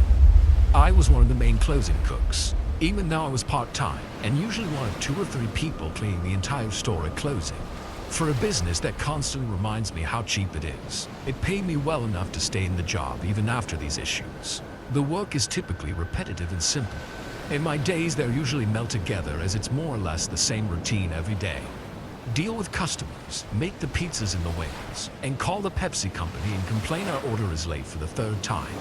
There's the odd time when things get tense, of course. We get angry and complaining customers every few days, but every workplace that deals with customer service gets those. Thankfully, it never usually takes more than a free pizza or a credit on their next order to make them happy again. So when our new GM came to the job, I was excited that there'd be new hires. I wanted some of the responsibilities taken off my back. Within 3 days, a new guy joined us. His name was Kevin. He was hardworking but an introvert. He didn't really make small talk with anyone, just did his job, which usually comprised of cleaning, taking out the trash, and serving the in-house customers. I was really happy that I could concentrate on just the kitchen work. Our GM Stengel was a jolly man who loved sharing a little too much with his co-workers. This one sunny morning, we were preparing the place for the upcoming customers when 2 men dressed in suits came looking for Stengel. I showed them to his office. We all thought Stengel must have done something bad, which is why these men came for him. But once they left, Stengel came out with a big smile. "Hey guys, my late uncle finally did something good for me." Lighting up with joy, Stengel announced that he had got $7,000 and a check from his maternal uncle as an inheritance. We all congratulated him and he promised to throw us a party. All day, everyone talked about Stengel's luck. While everyone was being happy for Stengel, Kevin began to behave oddly. I noticed him cleaning the floor pretty rigorously, so I decided to talk to him. Kevin gripped the broom so tightly that the tip of his fingers turned blue in pain. I walked over to him and found him breathing heavily as well. Everything all right, Kev?" He lifted his face and looked me in the eyes. I got scared. His eyes were wide and his pupils were dilated. The veins on his forehead were popping out like he was furious about something. He maintained his pause for a long number of seconds, then let out a gasping breath. "I'm fine." The rest of the day, we all got busy with work, and Kevin hadn't talked to anyone once. But knowing him and his nature, I overlooked the matter. I still wish I had. Around 9 to 9:30, Stengel left to see his parents who lived on the outskirts of town. He probably wanted to give them the good news. We all mocked him, joking about how his ex-wife will call him soon wanting him back. Stengel was a chill guy, so he never took the teasing seriously. Rather, he very much enjoyed this harmless banter with his co-workers. The entire time Stengel talked about his life, I noticed Kevin's reaction. He was folding pizza boxes standing next to the counter. And the more Stengel talked, the more he got rocked managing the boxes. I don't know why, but Kevin's behavior just set an alarm inside my head. I took Stengel aside and asked him, "Hey man, I'm happy for you. Drive carefully, okay? Thanks, David. Be ready for an awesome party tomorrow."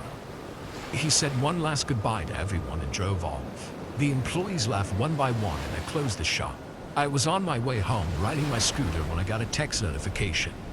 It was a text from Stengel. It read, "Hey, had a brain fart. What's the door code again? Left my wallet." I pulled over to text him the door code, but before hitting the send button, Stengel texted again.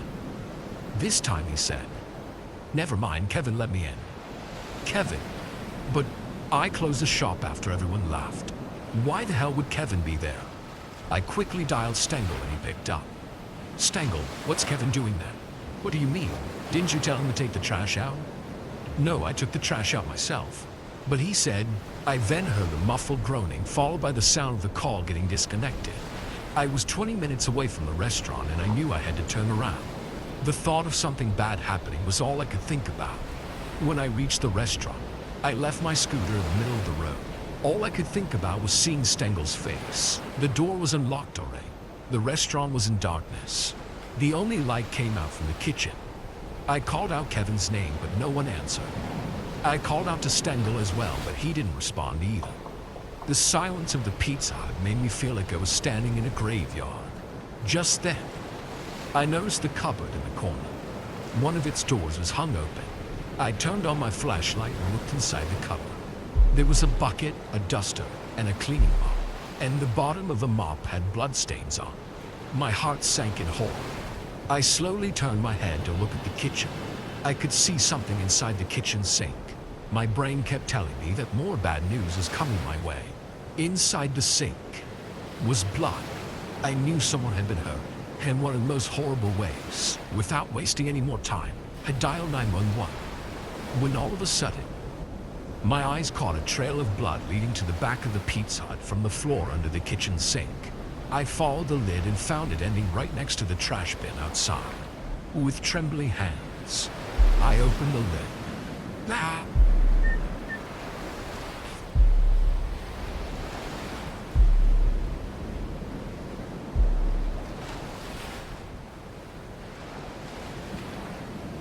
This story was inspired by the following events.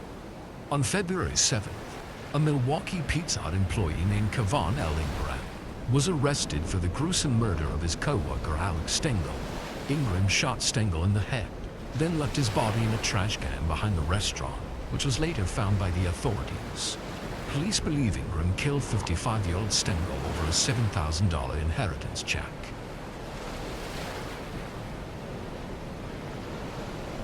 I got my first job over the summer at the Pizza Hut near my school. I was excited to make some money that I could spend having fun during my upcoming junior year. For the most part, the job was pretty enjoyable. All I had to do was run the register and clean. I got to see a lot of people from school that I normally wouldn't have seen until school was back in. Pretty soon, a lot of kids took notice and started calling the store Hottie Pizza Hut and other stuff like that. There was just one problem. The manager, Calvin. He was a complete creep. He was this loser in his 30s. His greatest accomplishment in life was his giant messy beard that almost went down to the floor. He had to wear a custom hairnet to keep it contained while he was making the pizzas, but it was common for one or two to slip through. This led to a lot of people coming back to the store for refunds, complaining that they didn't order the Viking Special or something like that. Then they'd show us a 4-foot-long strand of wiry hair that was unmistakably Calvin's. That was the least of his problems, though. It quickly became obvious that I only landed the job because Calvin wanted a cute girl in his shop. He was very talkative to me and my friends. Most of the time it was normal, but sometimes it really made our skin crawl. My friends kept telling me to get a job somewhere else, but I never did. I didn't want to go through the trouble of finding a job all over again. So, I dealt with his weirdness for a couple of months. But when summer break was over, things only got worse. The traffic coming into the shop increased dramatically. and all those new customers were returning students, many of which were girls. Business kept backing up because Calvin was more preoccupied with talking to the girls than he was with actually making pizzas.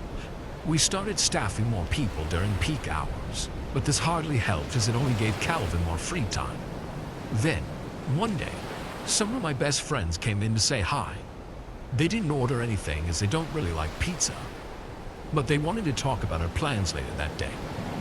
Calvin kept butting into our conversation, and then after they left, he said this: "Those are your friends, right? I like them.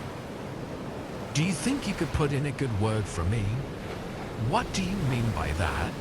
"You know, maybe set me up with one of them. Because it'd be wrong to date one of my employees." "Calvin, we're all 16. You didn't know that?" "I knew, it's just, So, you mean it's not a problem for you?" Hey, I was joking, just joking. Look, somebody's coming in. Just take their order, I'm gonna go make some dough. After that interaction, things only got weirder. I tried to keep brushing things off, but it wasn't easy. About a week after he hit on my friends, he asked for my Snapchat. At first, I declined as he already had my number for work, but he kept pushing until I eventually gave it to him. I knew it wasn't a good idea, but I wanted to keep my job. Unfortunately, it soon proved to be a stupid decision. Calvin started snacking me a lot outside of work, almost every hour or two. The frequency of his messages and pictures alone freaked me out. But what he was saying in some of them was even worse. He told me that he had really come to like me and depend on me as an employee. I sincerely hoped he was only talking about work, but it kept evolving from there. At around 10 p.m. one night, he admitted that he was attracted to me, in love with me, even. I told him to stop saying all that crazy weird crap and to get a grip. I was 16 and he was 31, not to mention the fact that he was my boss, but he just wouldn't stop.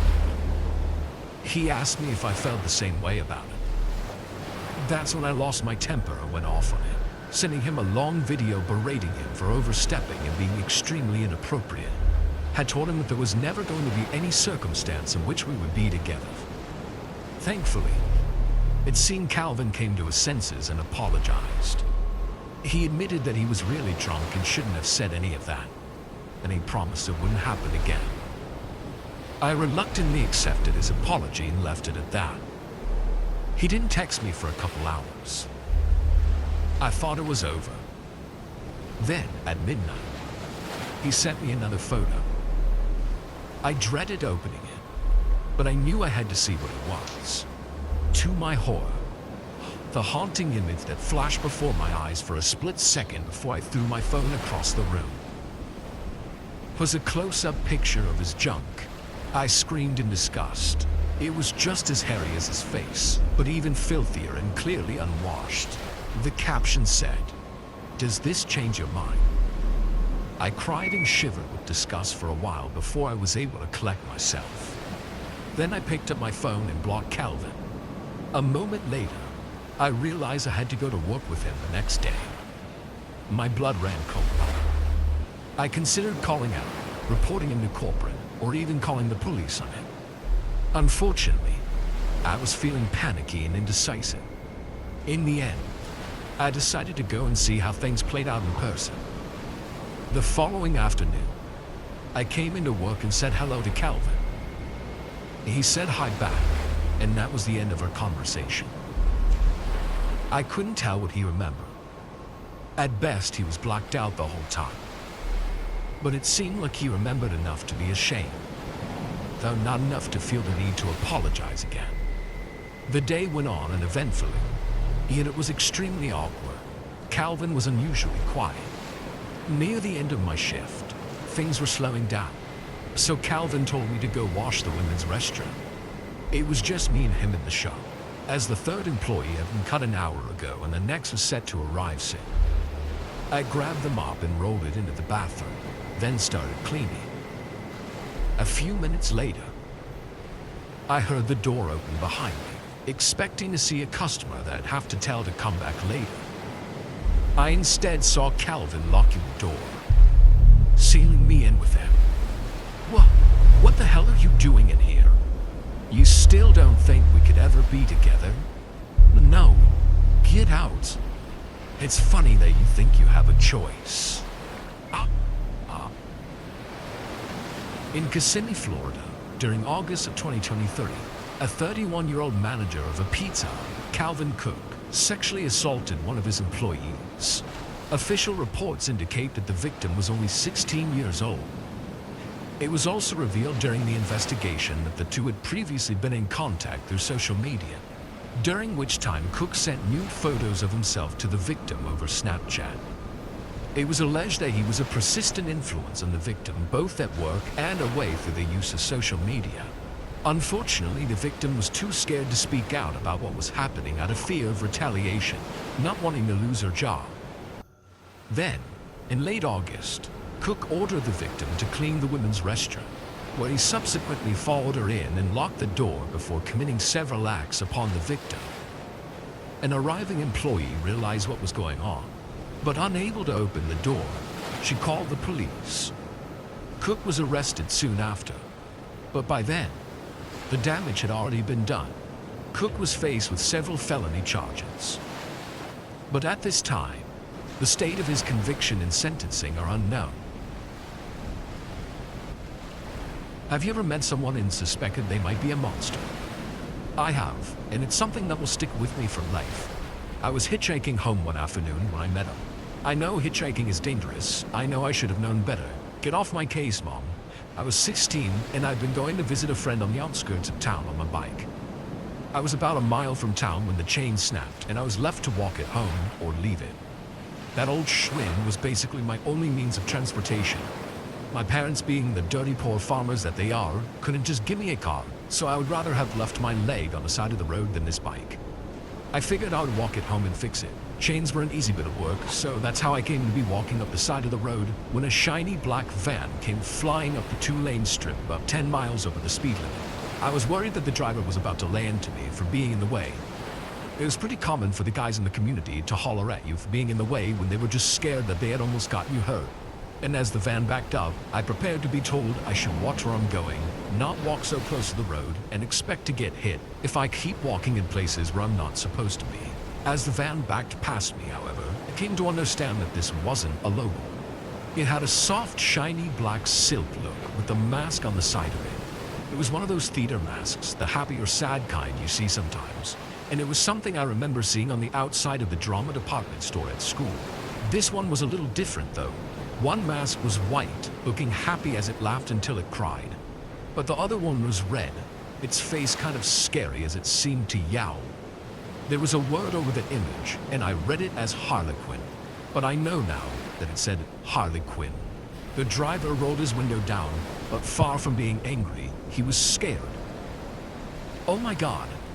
Are you okay? I swear I wasn't trying to hit you. I've gotta pay more attention when I drive these small town roads. Do you need a ride into town? I'm heading there if you'd like a lift. It's the least I could do. Now, I knew better than to take rides from strangers, but this was a small town. This guy was the first real stranger I'd ever met in my life.